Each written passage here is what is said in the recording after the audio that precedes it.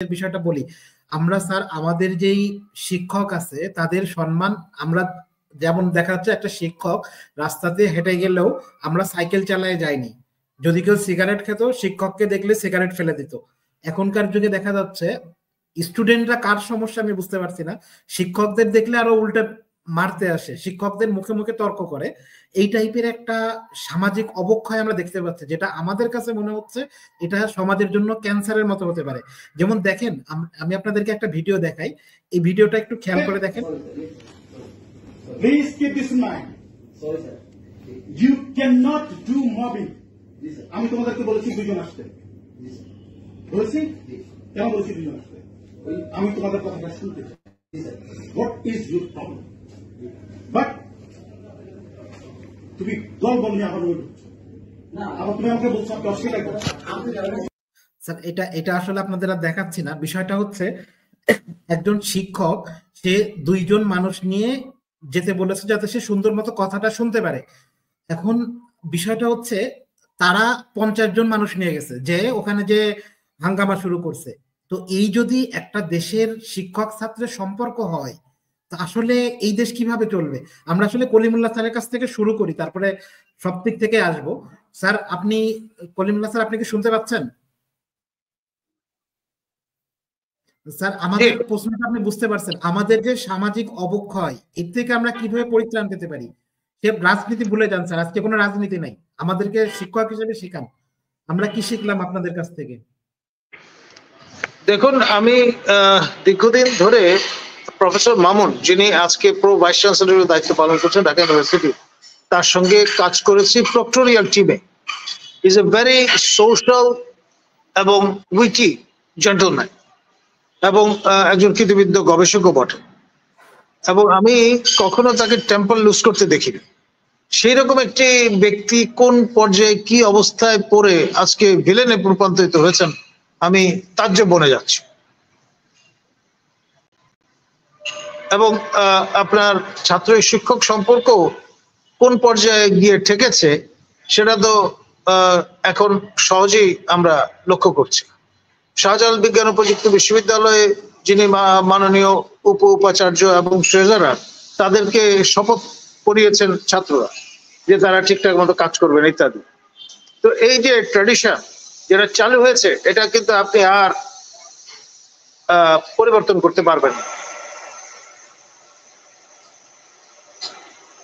এবং দেশের বাইরে বিভিন্ন দেশে ছাত্র শিক্ষক সম্পর্কের ধরন এক এক জায়গায় এক এক রকম। সুতরাং সেই বিষয়গুলো আমাদের অনেককে হয়তো ব্যথিত করবে, কিন্তু বাস্তবতা তাই। এবং বাংলাদেশের বর্তমান বাস্তবতায় ছাত্র শিক্ষক সম্পর্ক নতুন মাত্রা নিয়ে ভবিষ্যতে আবির্ভূত হবে এবং বহমান থাকবে, বিদ্যমান থাকবে। ধন্যবাদ। আমরা আমাদের ফরাদ স্যার আপনাদের কাছে শুনি। ফরাদ স্যার আপনি আপনি আসলে কি দেখেন আমরা, মানে বিষয় হচ্ছে এখানে আওয়ামী লীগ বিএনপি অথবা এই টাইপের কোনো পলিটিক্স না।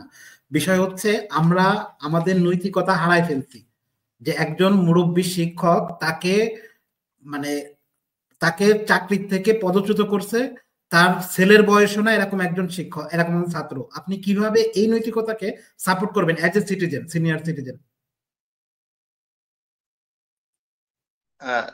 জনাব দাউদ, আপনাকে অনেক আগে থেকেই জানি। আমরা যখন টক শো করতাম আপনি জার্মানি থেকে কোয়েশ্চেন করতেন। তো আজকে আপনি একটা চ্যানেল ওপেন করেছেন, এটা আমাদের জন্য অনেক সুখের খবর। সেই জন্য আপনাকে ধন্যবাদ দিয়ে শুরু করছি। দেখুন, মূল্যবোধের অবক্ষয় আজ সর্বত্র। আপনি যদি মূল্যবোধের কথায় আসেন তাহলে সেটা তো আপনি সর্বত্র। আপনি শিক্ষকদেরকে কিভাবে সমীহ করতে হয়, সম্মান জানাতে হয়, এই যে একটা ট্রেডিশন ছিল, এই জায়গাটিতে আস্তে আস্তে একটা শূন্যতা তৈরি হচ্ছে, এটা অস্বীকার করার কোনো উপায় নেই। আমরা কলিমুল্লাহ স্যার আমার শ্রদ্ধেয় শিক্ষক, উনি বলে গেছেন, উনি কিন্তু স্পষ্টই বলে গেছেন যে আমরা যেভাবে শিক্ষকদেরকে সম্মান করতাম, সমীহ করতাম, শ্রদ্ধা ভক্তি করতাম, সেই জায়গাটির মধ্যে এক ধরনের খামতি দেখা দিচ্ছে, এবং এই জন্য আপনি কাকে দায়ী করবেন? যদি আমি এই বিষয়টাকে স্পষ্ট করে বলতে চাই, তাহলে এই ব্যর্থতা কিন্তু সবাইকে নিতে হবে। আমি যদি মনে করি আমি শিক্ষকের জায়গায় আছে, আমাকেও অবশ্যই এটার দায় বহন করতে হবে। কেন বলছি? যে বিশ্ববিদ্যালয় শিক্ষকতার জায়গা তো বিশ্ববিদ্যালয়, কলেজ, স্কুল এবং মানে প্রাইমারি স্কুল, এগুলো।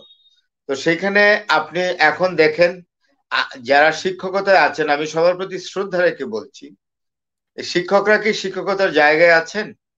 আমি যদি এখন স্পষ্ট কথা বলি, কলিমুল্লাহ স্যার এর কাছ থেকে আমি ক্ষমা চেয়ে নিচ্ছি, আগেই স্যারের কাছে ক্ষমা চাই, যে ঢাকা বিশ্ববিদ্যালয়ের ক্লাবে এখন কোন ধরনের আলাপ হয়? ইউনিভার্সিটি টিচার্স ক্লাব যেটা আছে, হ্যাঁ, ফুলার রোডে, এখানে কিসের আলাপ হয়? শিক্ষকদের মধ্যে কিসের আলাপ হয়? কোন ধরনের আলাপ হয়? আমরা যখন ঢাকা বিশ্ববিদ্যালয়ের ছাত্র ছিলাম, আজ থেকে অনেক বছর, 30, 35, 36 বছর আগে, তখন আমরা দেখেছি যে জ্ঞান গরিমা নিয়ে আলোচনা হতো শিক্ষকদের মধ্যে। আমরাও মাঝে মাঝে দূর থেকে ঢু দিতাম। সেখানে জ্ঞান তাপস প্রফেসর আব্দুর রাজ্জাকের মতো এক স্বনামধন্য এবং দেশ বরণ্য না আন্তর্জাতিক খ্যাতি সম্পন্ন শিক্ষক আসতেন, ওনাকে ঘিরে সবাই অন্যান্য জুনিয়র শিক্ষকরা বসতেন, আলাপ করতেন, জ্ঞানের কথা বলতেন, এবং এই জ্ঞান কথার মাধ্যমে ছড়িয়ে দিতেন। তো এখন তো দেখলাম যে বিশ্ববিদ্যালয়ের শিক্ষকদের মধ্যে দলীয় যে অবস্থা, সেটা খুব প্রকট। কেউ নীল দল করে, কেউ সাদা দল করে, কেউ বিভিন্ন ধরনের দলে বিভক্ত আছে, এবং এই দলগুলোর কালার দিয়ে পরিচয়, কিন্তু এই দলগুলোর ইনহারেন্ট পরিচয়টা হলো এই শিক্ষকদের মধ্যে দলগুলো কোনো না কোনো রাজনৈতিক দলের সাথে সংযুক্ত বা সম্পৃক্ত। এবং সবচেয়ে বড় কথা হলো, যখন এই সম্পৃক্ততা দেখা যায়, তখন কিন্তু ছাত্রদেরও এই শিক্ষকদের প্রতি শ্রদ্ধা থাকে না। এবং আমার বলতে কি দ্বিধা হচ্ছে, আর না বলেও পারছি না, যে বিশ্ববিদ্যালয় শিক্ষকদের মধ্যে এক ধরনের কম্পিটিশন দেখি। কে ভিসি হবেন, কে পাবলিক সার্ভিস কমিশনের চেয়ারম্যান হবেন, কে পাবলিক সার্ভিস কমিশনের মেম্বার হবেন, কে প্ল্যানিং কমিশনে যাবেন, কে ব্যাংকের চেয়ারম্যান হবেন, ইত্যাদি ইত্যাদি। শ্রেণীকক্ষে শিক্ষক হিসাবে ছাত্রদেরকে পাঠদান করা এবং এই পাঠদানের মধ্য দিয়ে তাদের মধ্যে নৈতিক মূল্যবোধ জাগ্রত করার সেই শিক্ষকের সংখ্যা তো দিনে দিনে কমে যাচ্ছে, এবং কমতে কমতে প্রায় একেবারে তলানিতে গিয়ে পৌঁছেছে। তো এই অবস্থায় যদি আপনি চিন্তা করেন, তাইলে ছাত্রদের কাছ থেকে আপনি কি পাবেন? আমি শিক্ষক হিসাবে আমি কতটা দিয়েছি ছাত্রদেরকে? আমি মূল্যবোধের জায়গাটিতে কতটা ছাত্রদেরকে টানতে পেরেছি? আমি কতটা লোভ সংবরণ করে নিজে শ্রেণীকক্ষে শিক্ষক থাকতে পেরেছি এবং শিক্ষকতার ইমেজ নিয়ে প্রতিদিন শ্রেণীকক্ষে ঢুকেছি? আমি কতদিন আমার পাঠ পরিকল্পনা সুন্দরভাবে নিজে পড়াশোনা করে শ্রেণীকক্ষে ঢুকেছি? আমি কতদিন কোয়ালিটেটিভ লেকচার দিয়েছি? আমার যে বিষয়টা পড়ানোর, সেই বিষয়টার উপরে কতটুকু দখল নিয়ে আমি শ্রেণীকক্ষে প্রবেশ করেছি, সেই বিষয়গুলো কিন্তু বুঝতে হবে। আমি আজকে যদি শিক্ষার্থীদের উপরে সমস্ত দোষ দিয়ে দিই, তাহলে হবে না। শিক্ষকতার জায়গা থেকে আমি কতটা দিতে পারলাম? আমি তো নিজেও একজন শিক্ষক। আমার 33 বছর চলছে শিক্ষকতা কাল। আমার আর 1 বছর 4 মাস চাকরি আছে, then I'll quit, then I'll take retirement from my profession, teaching profession. আমি আমার জায়গা থেকে বলছি। তো আমরা শিক্ষকরা কি সেই ভাবমূর্তি শিক্ষকতার ইমেজকে পরিপূর্ণভাবে ধরে রাখতে পেরেছি? একজন শিক্ষক যখন জানতে পারে যে একজন ছাত্র যখন জানতে পারে যে এই শিক্ষক সব সময় নিজের বাসার মধ্যে কিভাবে নিয়ে যাবে ছাত্রদেরকে পড়ানোর জন্য, প্রাইভেট পড়ানোর জন্য, সেখান থেকে 2 পয়সা আহরণ করার জন্য, তাইলে অবশ্যই সেই ছাত্র ওই শিক্ষককে সম্মান করার আগে 100 বার ভাববে।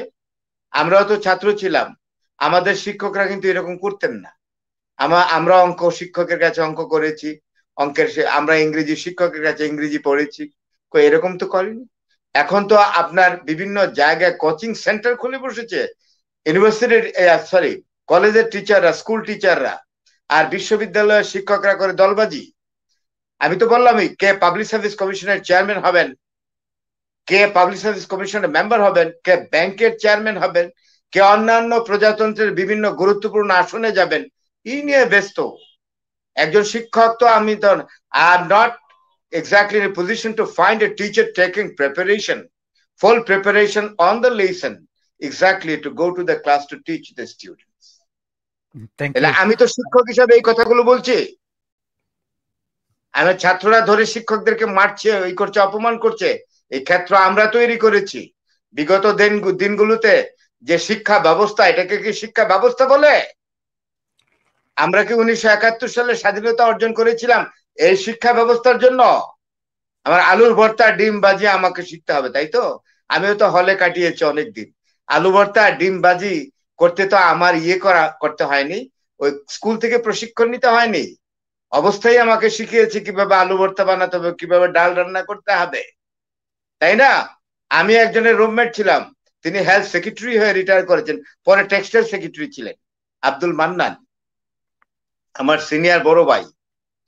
তো উনি আর আমি তো একই রুমে থাকতাম, আমরা আলু ভর্তাও বানাতে জানতাম, ডিম সিদ্ধও করতে পারতাম। আমি অধ্যাপক হয়েছি, উনি সেক্রেটারি হয়েছেন প্রজাতন্ত্রে। হ্যাঁ, তা আমরা তো দেখেছি। তো শিক্ষকদের জায়গার অবস্থানটাও তো পরিষ্কার করতে হবে। আমার ছাত্রদের সামনে এমন ভাবে করতে হবে যে একজন ছাত্র আমার সম্পর্কে, আমার ভূমিকা সম্পর্কে, আমার সততা সম্পর্কে, আমার ভাবমূর্তি সম্পর্কে প্রশ্ন করার আগে সে 100 বার ভাববে। কিন্তু আজকাল এই ভাবনা নেই। আমি আবার আপনার কাছে আসবো, আপনি অনেক সুন্দর কথা বলছেন, আমি আবার আপনার কাছে আসবো অবশ্যই। স্যার প্রিন্সিপাল তারিকুল ইসলাম স্যার, আমি আসলে হতাশ। দেখেন আমাদের এটা কি স্টুডেন্ট পলিটিক্স এর কারণেই কি শিক্ষা ব্যবস্থা এভাবে ধ্বংস হচ্ছে? যেমন আপনি মনে করেন স্যার, আপনার ছাত্র যখন আপনাকে, সে মনে করেন অন্য দলের নেতা, আপনাকে দেখে সম্মান করছেন, আপনার সামনে দাঁড়ায় সিগারেট খাচ্ছে, আপনার কি কষ্ট হয় না স্যার? তারিকুল ইসলাম স্যার, কেন এই সামাজিক অধপতন শুরু হলো যে আপনাকে শোনা যাচ্ছে না? মিউট। আমি সাউন্ডটা কম পাচ্ছি, একটু সাউন্ডটা বাড়িয়ে দেন প্লিজ। হ্যাঁ, এখন শুনতে পাচ্ছেন? না, একটু সমস্যা হচ্ছে। আচ্ছা, আপনি আবার ঢুকেন, তাহলে শুনতে পাবেন। আমি লিফট করে আবার ঢুকবো? হ্যাঁ, লিফট করে আবার ঢুকলে শুনতে পাবেন। কাজী মনির ভাই, আপনারে, হ্যাঁ, মনির ভাইয়ের কাছে চলে যান, তাহলে হবে। হ্যাঁ, কাজী মনির ভাই, আপনি কি শুনতে পাচ্ছেন? জি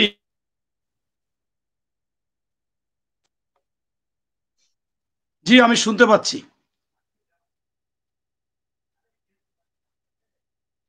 জি, আমি শুনতে পাচ্ছি। আপনাকে শোনা যাচ্ছে না। কাজী মনির ভাই, আপনি কি শুনতে পাচ্ছেন? জি, আমি শুনতে পাচ্ছি। হ্যাঁ, না, আমি একটা জিনিস আপনাদের খুব সুন্দর একটা প্রশ্ন করি, যেটা হচ্ছে মানে আমাদের সমাজের জন্য, কোনো রাজনৈতিক দল হিসেবে না, প্রতিটা জায়গায় কি রাজনীতি করার দরকার আছে? যেমন হাসপাতালে আওয়ামী লীগ বিএনপি দিয়ে কি হয়, শিক্ষা প্রতিষ্ঠানে আওয়ামী লীগ বিএনপি দিয়ে কি হয়, মানে প্রতিটা জায়গায় এই করে যে দেশটা ধ্বংস হচ্ছে, দেশের দিকে কি আপনারা তাকাবেন? যেমন আজকে দেখেন, আজকে একজন মাদ্রাসার শিক্ষক, আপনারা পেপারে দেখছেন, একটা মাদ্রাসার শিক্ষকরা রাস্তায় নামছে, তাদেরকে, মহিলা মানুষকে আপনারা ধরে পিটাচ্ছেন, পুলিশ দিয়ে পিটাচ্ছেন। আপনারা বলতে বোঝাচ্ছে যারা মানে রাজনৈতিক দল আছে অথবা এদেরকে বোঝাচ্ছি, পুলিশ দিয়ে পিটাচ্ছেন। একটু কি মায়া লাগলো না? এই শিক্ষকটা কত কষ্ট করে, সকাল 8টা থেকে 6টা পর্যন্ত বসে ছাত্রদেরকে শিখায়। তো আপনাদের কি একটু মায়া লাগলো না এদের জন্য? কি মনে করেন আপনি? ধন্যবাদ আপনাকে, এবং ধন্যবাদ 4 জন আমার চেয়ে অনেক অভিজ্ঞ, একজন ভিসি প্রফেসর জনাব নাজমুল হাসান কলিমুল্লাহ, একজন অধ্যক্ষ জনাব তারিকুল ইসলাম, একজন অধ্যাপক আমাদের ফরহাদ হোসেন সাহেব। তাদের সামনে কথা বলাই খুব আমি বিব্রত বোধ করতেছি। তারপরেও আমি মনে করি রাজনীতিও থাকতে পারে, সমস্যা নাই, সর্বত্র রাজনীতি, কিন্তু সেটার ধরনটা কি? আমি 79 সালে আমার স্কুল মাঠে শুনলাম আগের দিন মাইকিং হচ্ছে যে এখানে প্রেসিডেন্ট আসবে। তা আমি, বাজারের উপরেই আমার বাড়ি, আমি তখন যাত্রা দেখতাম, সিনেমা দেখতাম, বয়স আমার 13 বছর। বাজারে থাকার কারণে এগুলো দেখতাম, কুচবরণ কন্যা, তাজতরল। তা আমি খুব আশা ভরসা করে নিয়ে চিন্তা করলাম যে আমি খুব সামনে গিয়ে দাঁড়াবো, আমি মুকুট পরা এক রাজাকে দেখবো, জরির জামা থাকবে এবং রূপার বা স্বর্ণের জুতো থাকবে, এরকম এই মুকুট পরিহিত একজন রাজাকে দেখতে গেলাম। গিয়ে শুধুমাত্র মাইকিং শুনতেছি, এই কেবল এই অবতীর্ণ করছে। আমি তীর্থের কাকের মতো তাকিয়ে আছি। তাকিয়ে থাকার পরে আমি দেখি না সে আমার মুকুট পরিহিত রাজাকে। এর মধ্যে মাইকিং করতেছে যে কোমলমতি শিশুদের সাথে হ্যান্ডশেক করতেছে, ওই প্রেসিডেন্টের নাম বলতেছে। এমতো অবস্থায় আমি দুইজনের পরে আমার কাছেই হাতটা চলে আসলো। একটু হাতটা শক্ত, কিন্তু আমি তাকাইয়াছি আর এক দিক। আমার শরীরের মধ্যে একটা ঝাঁকুনি গেল, মনে হলো যে ইলেকট্রিক শক। এই কি রাজা? এই কি 1 টাকার একটা গেঞ্জি পরা রাজা? এই কি সাধারণ একটা ক্যাপ পরা রাজা? এইটা দেখা আমার কাছে মনে হলো, আমি পরের দিনই লিখলাম যে মুকুট পরিহিত এক রাজাকে দেখতে গিয়ে দেখলাম এক রাখাল রাজা। সেই দিন থেকে আমি প্রত্যেকটা মিটিং এ গেলে আমি একটা কথা বলি যে যদি মানুষ রাজনীতি করতে চায় তার মধ্যে ন্যায়, নীতি, নৈতিকতা, মূল্যবোধ, সততা, কমিটমেন্ট রক্ষা, আমানত রক্ষাকারী হতে হবে। মুসলমান হলে ইমানদার হতে হবে, অন্য হলে ধার্মিক হতে হবে। কোনো ধর্মেই খারাপ কিছু লেখা নেই। তাই এই কথাটা আমি প্রায়ই বলি এবং আমার মনে হয় এখানে আমার শ্রদ্ধাভাজন স্যারদের সামনেও 2 একবার বলেছি এরকম কথা। তাই আজকে আমার কাছে একজন এডিশনাল ডিআইজি আসছিল একটা কাজে 5ই আগস্টের পরে। তা আমি বললাম যে দেখো, তোমরা তো আসলে বলো যে দেশের রাজা মাছের রাজা ইলিশ আর দেশের রাজা পুলিশ, তোমরা তো আসলে যা দুর্নীতি তোমরা যা করেছো। তা বলছে যে আমাদেরটা আপনি দেখেন, ঘুষ খাই, আমরা দুর্নীতি করি। কিন্তু একজন শিক্ষক যখন ক্লাসের পড়া ছাত্রকে না শিখিয়ে তার বাসায় নিয়ে গিয়ে পড়ায়, অতিরিক্ত টাকা নিচ্ছে তার কাছ থেকে, এটা কি ঘুষ না? একজন সাংবাদিক, তার নীতি থাকা উচিত ছিল যে কোন রাষ্ট্র প্রধান তিনি সত্য বলে না এবং কখনো কোনো রাষ্ট্রের যারা থাকে তারা তথ্য প্রকাশ করে না, দেয় না। এই তথ্য তাদের উদ্ঘাটন করতে হবে এবং সত্য বাইর করে আনতে হবে। কিন্তু তারা কি করে? তারা হলুদ সাংবাদিক হয়ে যায়, দায়িত্ব পালন না করে সুবিধা নেয়। এরা কি ঘুষ খায় না? একজন উকিলের কাছে গেলে সেই উকিল সে মক্কেলকে বলে যে আপনার তো এইটা এই খরচ করলেই হয়ে যাবে। আবার যে বিবাদী তাকে বলে যে এটা তো আপনিই থাকবে। পরবর্তীতে টাকার অঙ্ক বলে দেয়, বাজিয়ে 5 গুণ 7 গুণ 10 গুণ টাকা নেয়। বিষয়টা দাঁড়ায় যে বাদী সে মাথায় ঘাস খাওয়াচ্ছে, বিবাদী ল্যাজ ধরে টানতেছে, আর 4টে যে গরুর দুধ, সেই দুধ 2টা 2 উকিল দোয়াচ্ছে। এটা কি ঘুষ না? এরপরে আপনার ব্যবসায়ী, সে ব্যবসা করতে গিয়ে সে 1 টাকার মাল 5 টাকা বিক্রি করতেছে, এইটা কি ঘুষ না? এরকম মনে করেন সে আমাকে প্রত্যেকটা জায়গা, প্রত্যেকটা ক্ষেত্রে, যে ডাক্তার তার অপারেশন দরকার নাই, টেস্ট দরকার নাই, এমনকি কোনো রুগীর সিজার দরকার নাই বাচ্চা হওয়ার জন্য, তিনি কখনো তার পরিবার বা আত্মীয় স্বজনের সিজার করে না, সেখানে সিজার করতেছে, অতিরিক্ত টেস্ট দিতেছে, এটা কি ঘুষ না? তাই আমরা যে আপনি যেটা বলেছেন যে আমার কাছে সত্যিকার অর্থে খুব ভালো লেগেছে যে আজকে নৈতিকতার শিক্ষা খুবই মানুষের জন্য দরকার এবং এইটা না হলে আমাদের মনে হচ্ছে যে সমাজ আপনি কোনোভাবে ঠেকাতে পারবেন না। আমি আপনার রাজনৈতিক করি বিদায় কিছু কথা আমার এসে যাবে বা আসতেছে। আপনি দেখেন যে আমরা আমাদের সন্তানরা তারা চাইলো যে চাকরিতে 35 বছর বয়সের জন্য আন্দোলন করলো যে চাকরি ক্ষেত্রে 35 বছর দিতে হবে বয়স, সেখানে 32 বছর, তাও তারা মানতেছে না। কারণ একটা ছেলে পড়াশোনা করে তার চাকরি করার জন্য 35 বছরই দরকার হয়। আমিও এই পক্ষে বহুতবার বক্তব্য দিয়েছি। আজকে দেখা গেল যে এই কি পরিমাণ লোভ তাদের মধ্যে ধারণ করলো যে এখন সেই 35 বছরের চাকরির জন্য বলেছিল, এখন এমপি মন্ত্রী হতে চাচ্ছে 21 বছর বয়সে। এই 21 বছর বয়সে কি 21 বছর বয়সে কি আমার সন্তান কলেজ ছাড়তে পারতেছে? আমার সন্তান ইউনিভার্সিটি ছাড়তে পারতেছে? কেন আজকে এই মেধা শূন্য করব? কেন এই লোভ আমাদের মধ্যে কাজ করবে? আমি কালকে RTV টকশোতে দেখলাম এক সাংবাদিক বলতেছে খুব জোরে সোরে যে আমার কাছে রেকর্ড আছে, একজন মিরপুর আর একজনের বনশ্রী উপদেষ্টা তার বাবা তার ভাইদের দিয়ে তদবির বাণিজ্য করতেছে এবং অগাধ টাকার মালিক হয়ে গেছে। এই কথাটা 3 দিন আগে ইলিয়াস সাংবাদিক বলেছে, তার কাছেও নাকি রেকর্ড আছে। এবং এই যে বিষয়গুলো, এটা আপনি একটা নিরপেক্ষ সরকার আসছে, সেখানেও সেই নৈতিকতা নাই। আমি এটা আপনাদেরকে বুঝাইতে চাচ্ছি।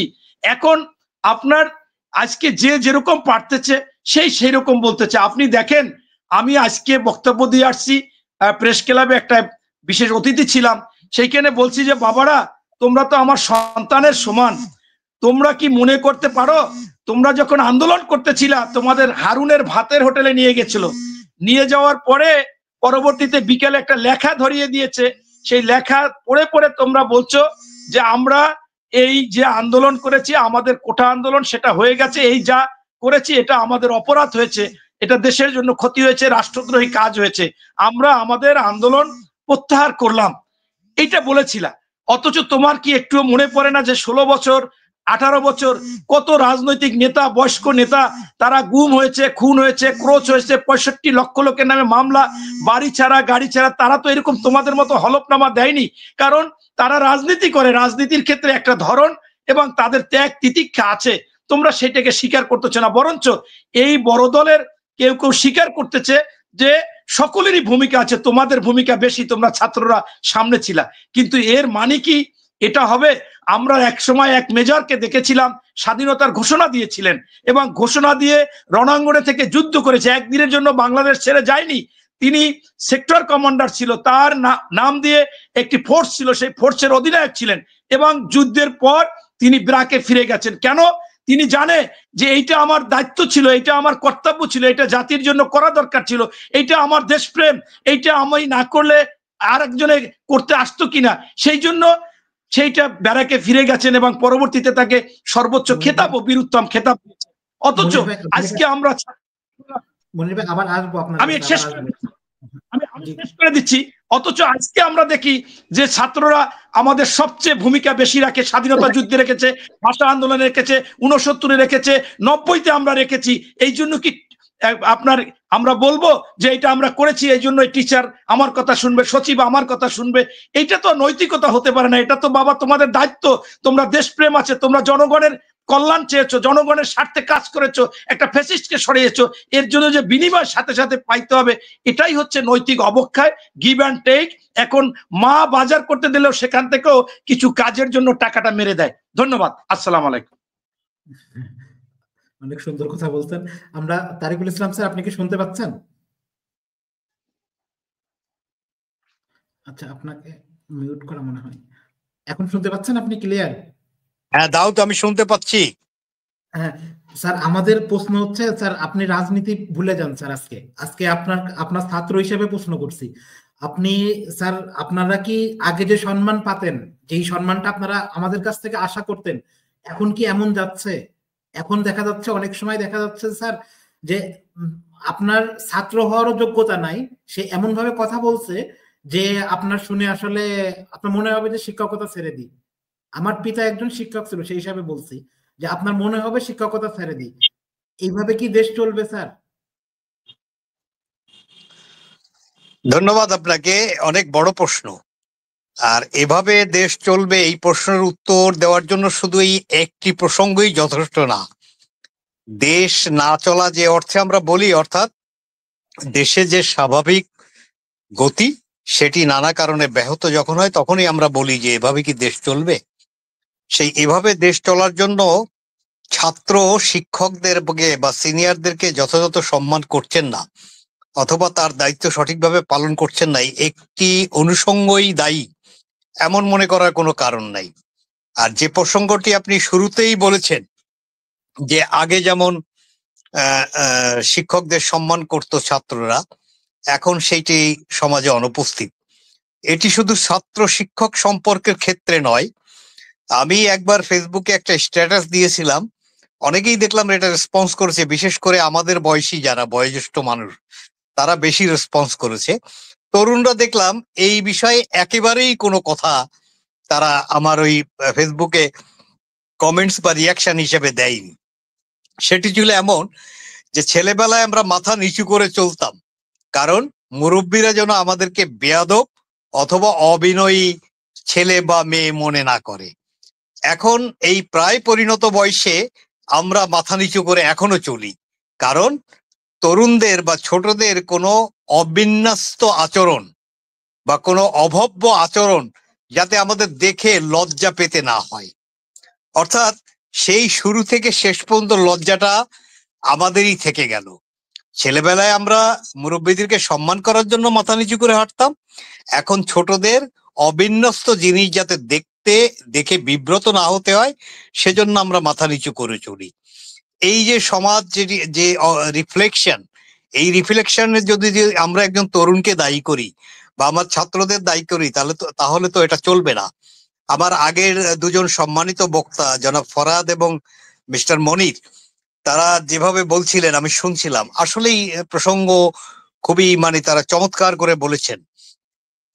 আলটিমেটলি আমরা আমাদের একজন মনীষীকে প্রশ্ন করা হয়েছিল দেশপ্রেমের সংজ্ঞা কি, তিনি উত্তর দিয়েছিলেন আপনি আপনার দায়িত্বটি সঠিকভাবে পালন করুন, এটাই আপনার জন্য দেশপ্রেম।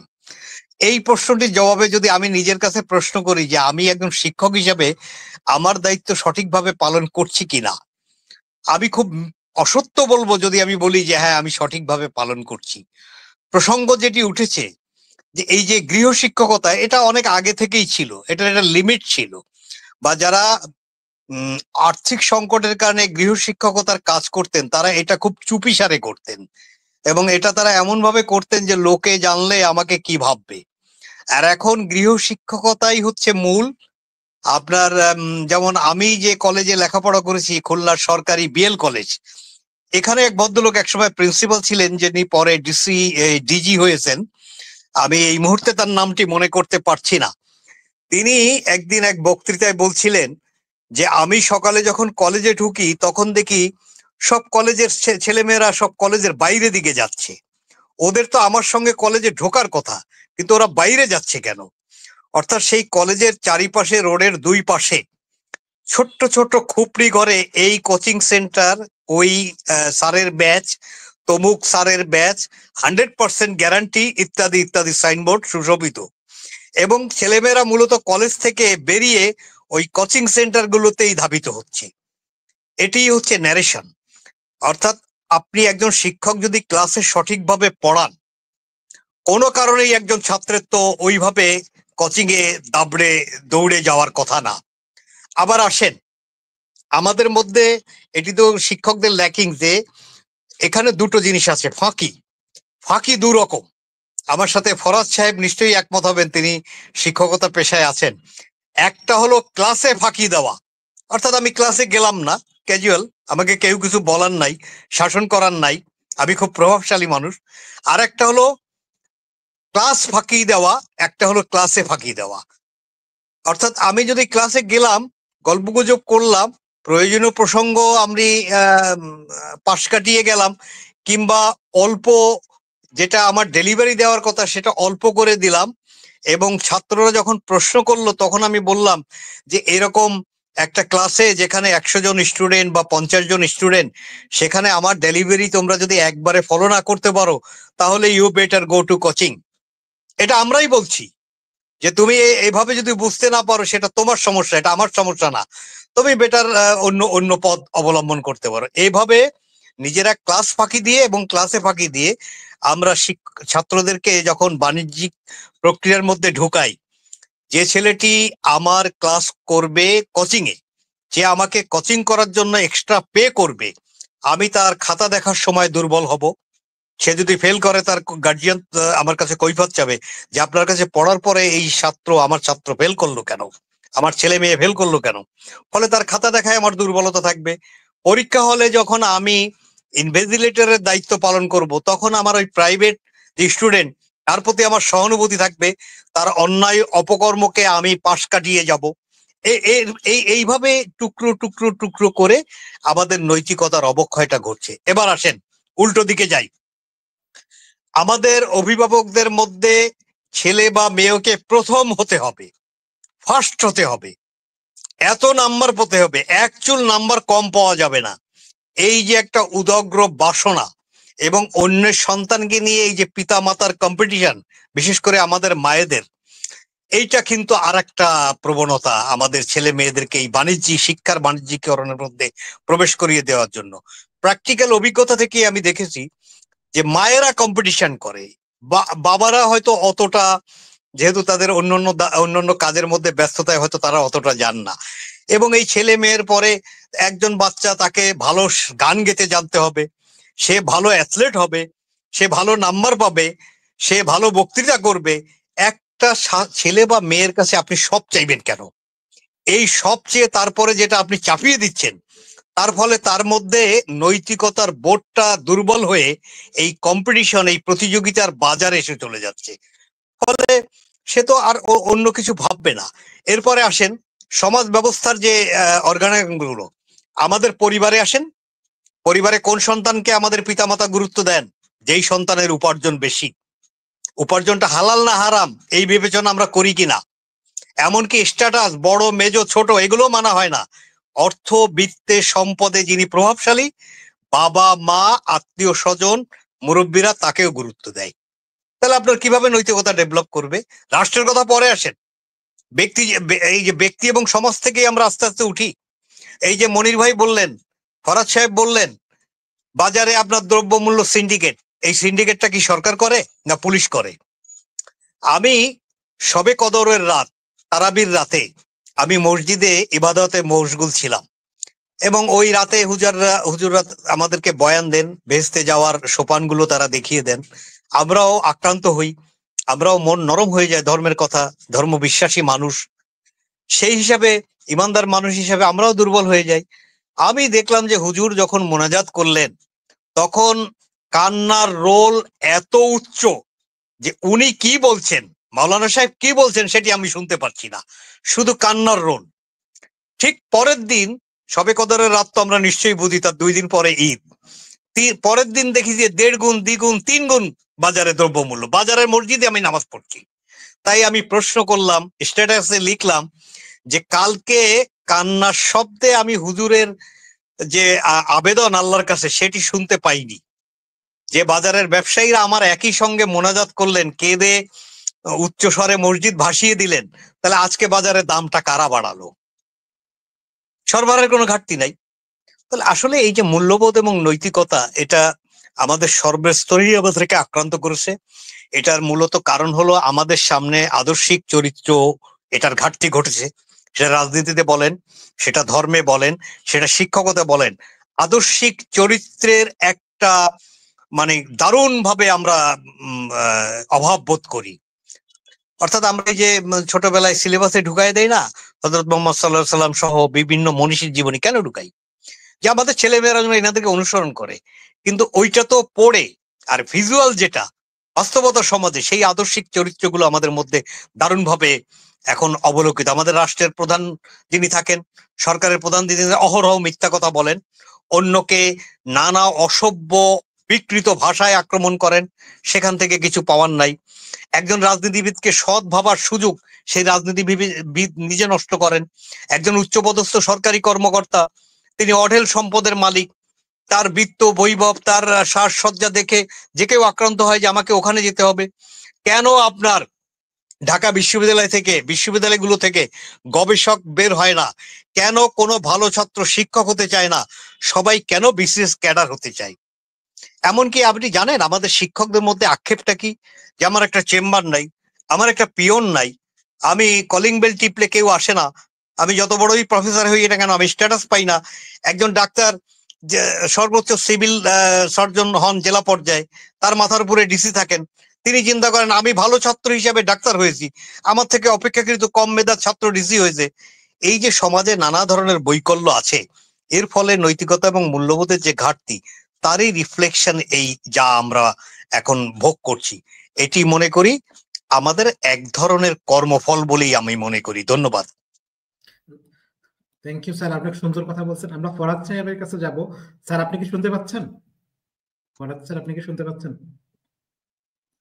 আচ্ছা, আপনি শুনতে পাচ্ছেন এখন?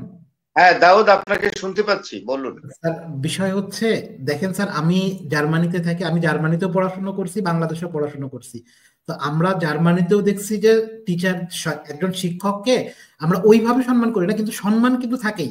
যেমন একসাথেই হাঁটছি, কিন্তু স্যার একটু আগে হাঁটবে, আমি একটু পিছিয়ে হাঁটবো, এই সম্মানটুকু কিন্তু থাকে শিক্ষকের সাথে। তো আমাদের বাংলাদেশে কি আসলে পশ্চিমা ফলো করতে, যে পশ্চিমাও না বাংলাদেশিও না, অন্য কিছু ফলো করছে বলে মনে করেন? ধন্যবাদ। তবে আমি আরেকটা জিনিস আলোচনা করব, আরেকটা দিক আলোচনা করলে বিষয়টা পরিষ্কার হবে। শিক্ষকদের যে নৈতিকতার দিকটিতে একটা খামতি ঘটেছে, সেটারও কিন্তু একটা কারণ আছে, যেটা আমাদের ভাই, এই যে আমাদের এই ভাই বলে গেলেন, তরিকুল ভাই বলে গেলেন, যেটা খুবই যুক্তিসঙ্গত একটা কথা বলেছে, যে একজন শিক্ষক, বিশ্ববিদ্যালয়ের শিক্ষক অতীব মেধাবী এবং তিনি পরীক্ষায় সর্বোচ্চ ফলাফল করেই কিন্তু বিশ্ববিদ্যালয়ের শিক্ষকতা করার সুযোগ পেয়েছেন, এটা মানতে হবে। তার চাইতে অপেক্ষাকৃত কম মেধা সম্পন্ন লোকরা সিভিল সার্ভিসে গিয়েছে এবং ডেপুটি কমিশনার হয়েছে অথবা কেউ ফরেন সার্ভিসে গিয়েছে এবং বা অন্যান্য ট্যাক্স কাস্টমসে গিয়ে অনেক সুযোগ সুবিধা ভোগ করছে। এখন প্রশ্নটা হলো, শিক্ষকদের তো বেতন ছাড়া আর কিছু নেই, বেতন কাঠামোর বাইরে আর অন্য কোনো সুযোগ সুবিধা নেই। একজন প্রফেসর, উনি ডিপার্টমেন্টের চেয়ারম্যান হলে বড় জোর একজন, তার পাশে একজন পিয়নের চেয়ে একটু উপরে র্যাঙ্কে একজন লোককে পান, তাকে হলো বলা হয় পিএ বা সামথিং লাইক দিস। পিএ মানে প্রাইভেট সেক্রেটারি না, পিএ প্রাইভেট অ্যাসিস্ট্যান্ট। কিন্তু আপনি পাশাপাশি যদি লক্ষ্য করেন, এর চেয়ে কম মেধা সম্পন্ন একজন মানুষ যখন সেক্রেটারি হয়, তার পিএস হিসাবে কাজ করে একজন ডেপুটি সেক্রেটারি র্যাঙ্কে। যে লোকটা কে যদি ডিস্ট্রিক্টে পদায়ন করা হয়, তাহলে তাকে ডিসি বলতে হবে, ডেপুটি কমিশনার বলতে হবে। তারপরে তার বাড়ি আছে, সরকারি বাড়ি পায় অত্যন্ত, এবং গাড়ি পায়, তারপরে অন্যান্য ফেসিলিটিস পায়, গাড়ি কেনার জন্য লোন খুব স্বল্প হারে সুদ নিয়ে তাকে মানে একটা বড় অ্যামাউন্ট দেওয়া হয় যাতে ভালো একটা গাড়ি কিনতে পারে, বিলাসবহুল গাড়ি বলতে আমরা যা বুঝি। তো সবকিছুতে তারপরে তার প্রভাব প্রতিপত্তি। একজন বিশ্ববিদ্যালয়ের শিক্ষক কোনো জায়গায় ফোন করলে এটা অনারেট হয় না, কিন্তু একজন ডেপুটি কমিশনার বা একজন পুলিশের এসপি যখন যেখানে ফোন করুক, আর উপরে গেলাম না, additional secretary, joint secretary, secretary পর্যন্ত আমি গেলাম না, ওই লেভেলেরই ডিএস লেভেলেরই যারা ফোন করে, তারা থানার ওসি থেকে আরম্ভ করে সবাই শোনে। এই বিষয়গুলো অনেক সময় শিক্ষকদেরকে, যারা শিক্ষকতা আছেন, তাদের মনোপীড়ার কারণ হয়। আর সর্বোচ্চ সবচেয়ে বড় কথা হলো, পৃথিবীর সব দেশেই দেখবেন, উন্নত অনুন্নত বা এমনকি ভারতের মতো রাষ্ট্রে পর্যন্ত শিক্ষকের জন্য আলাদা স্কেল দেওয়া আছে, বেতন স্কেল আলাদা, কিন্তু সেটা আমাদের দেশে নাই। এবং একজন শিক্ষক একই লেভেলে, একজন জয়েন্ট সেক্রেটারি লেভেলের একজন শিক্ষক বা অ্যাডমিন ক্যাডারের একজন জয়েন্ট সেক্রেটারি, সুযোগ সুবিধা আকাশ পাতাল ফারাক। সুতরাং এই জিনিসটা বিবেচনা করে শিক্ষকরা যাতে শিক্ষকতাই থাকেন এবং অন্যদিকে যাতে নিজের তাদের মন যাতে দাবিত না হয়, যেমন পিএসসির মেম্বার হওয়া, চেয়ারম্যান হওয়া বা প্রজাতন্ত্রের অন্যান্য গুরুত্বপূর্ণ পদে গিয়ে এইসব সুযোগ সুবিধা নেওয়ার যে মনের ভিতরে যে একটা আকাঙ্ক্ষা যাতে কাজ না করে, এইখানেই যাতে শিক্ষকতাই যাতে তারা তাদের উপযুক্ত সম্মান, পারিশ্রমিক যেটাই বলেন পায়, সেই ব্যবস্থার জন্যই পৃথিবীর প্রায় সব দেশেই শিক্ষকদের জন্য আলাদা বেতন কাঠামো আছে, যেটা বাংলাদেশে নেই। আপনি প্রাইমারি স্কুলে একজন শিক্ষক যে বেতন পায়, তার তো সংসার চলার কথা না।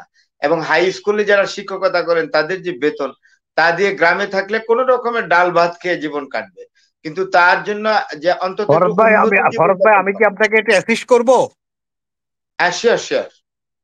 আমাদের পার্শ্ববর্তী রাষ্ট্রেই প্রাইমারি স্কুলে আপনি পিএইচডি করা লোক পাবেন, কারণ তার জন্য ওই ওই ওই স্ট্যাটাসে বেতন আছে। না, বেতন আছে। এখন প্রাইমারি স্কুলে একজন লোক যদি এমএ পাস করে, সে যদি প্রাইমারি স্কুলেও শিক্ষকতা করে, তার আলাদা কোনো বেতন নাই, একই বেতন। কিন্তু ইন্ডিয়াতে এটা আছে। আমি 2000 সালে একবার ইন্ডিয়াতে একজন হাওড়া প্রাইমারি স্কুলের একজন শিক্ষয়িত্রীর সঙ্গে একটা হসপিটালের বারান্দায় বসে আমার কথা হয়েছিল। She was getting a very lucrative salary. কেন? আলাদা বেতন কাঠামো। কিন্তু আমাদের দেশের জন্য সেরকম কি আলাদা বেতন কাঠামো আছে? তাই তারা পিএইচডি করেও প্রাইমারি স্কুলে শিক্ষকতা করতে তাদের বাধে না, কারণ তারা তো উপযুক্ত বেতনটা পাচ্ছে এবং স্ট্যাটাস পাচ্ছে। আপনি দেখেন ঢাকা ক্যালকাটা ইউনিভার্সিটির টিচার বা প্রেসিডেন্সি কলেজের টিচার ডেপুটি কমিশনারকে একেবারে পাত্তাই দেয় না। ডিসি বলেন, ওইখানে সাব ডিভিশন এখনো আছে, এসডিও আছে। ভারতে এখনো এসডিও পদটা আছে, যেটা আমাদের দেশে এখন উঠে গেছে।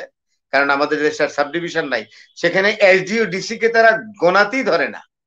প্রেসিডেন্সি কলেজ কে ইউনিভার্সিটির টিচার তো প্রশ্নই ওঠে না। একটা কলেজ টিচার, এমনকি শীত দ্বারা শক্ত সম্পন্ন কোন স্কুলের টিচারও কোনো এই যে সরকারি আমলাদেরকে খুব একটা মানে কাউন্টে আনে না, প্রয়োজন পড়ে না তাদের।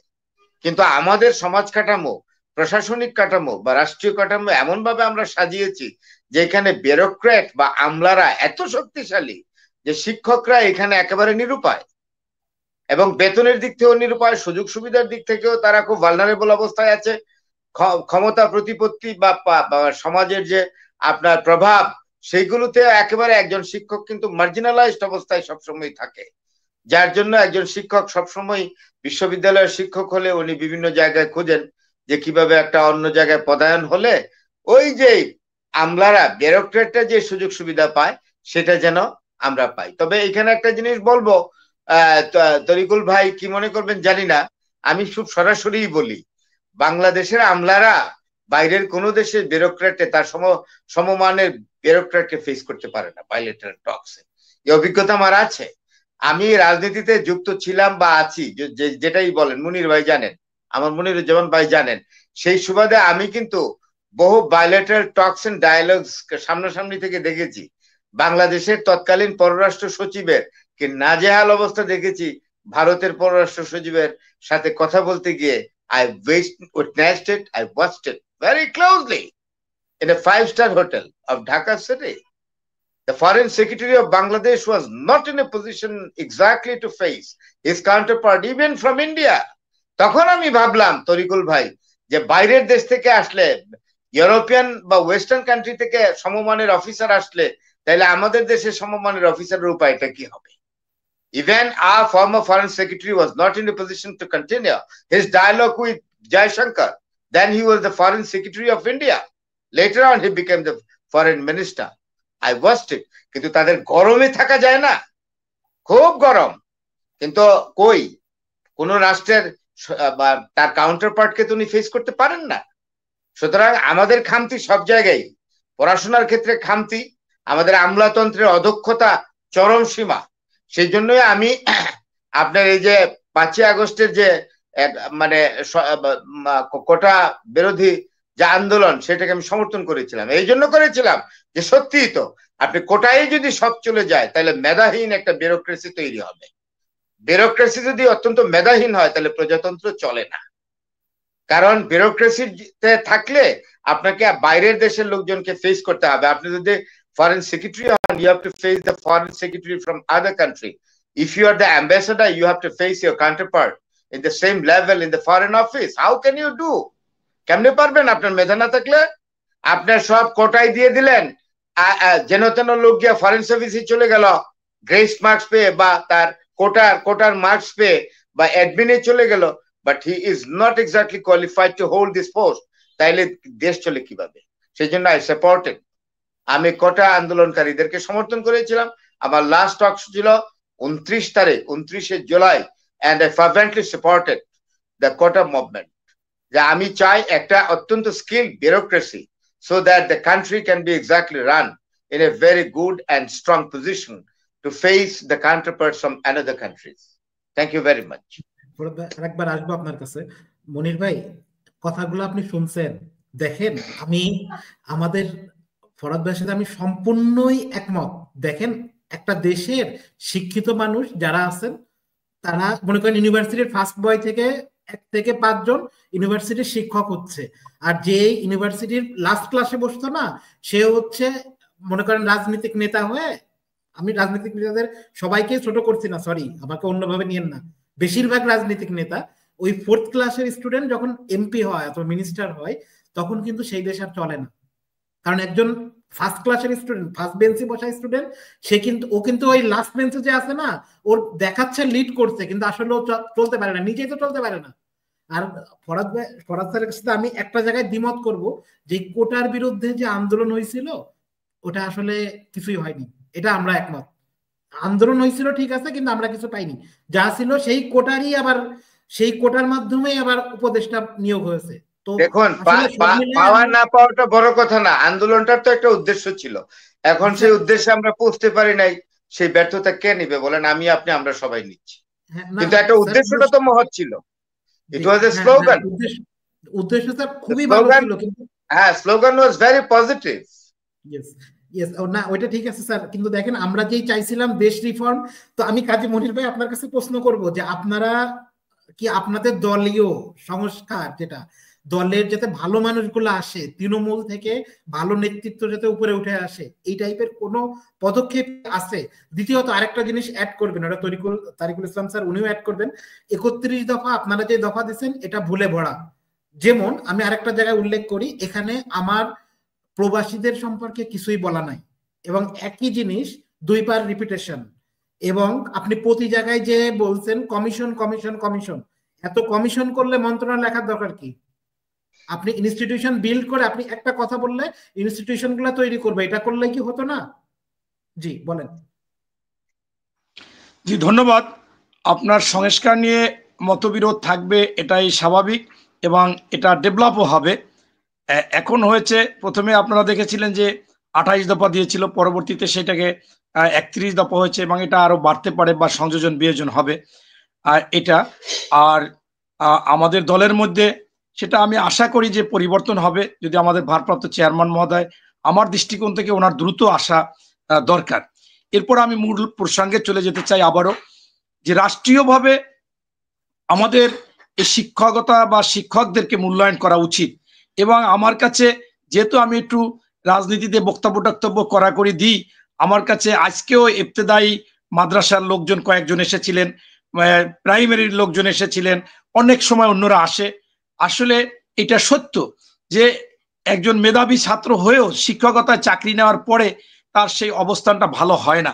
সেটা রাষ্ট্রীয়ভাবে এটা মূল্যায়ন করা উচিত, এবং এটা আমি আশা করি যে পরবর্তীতে এটা করবেন।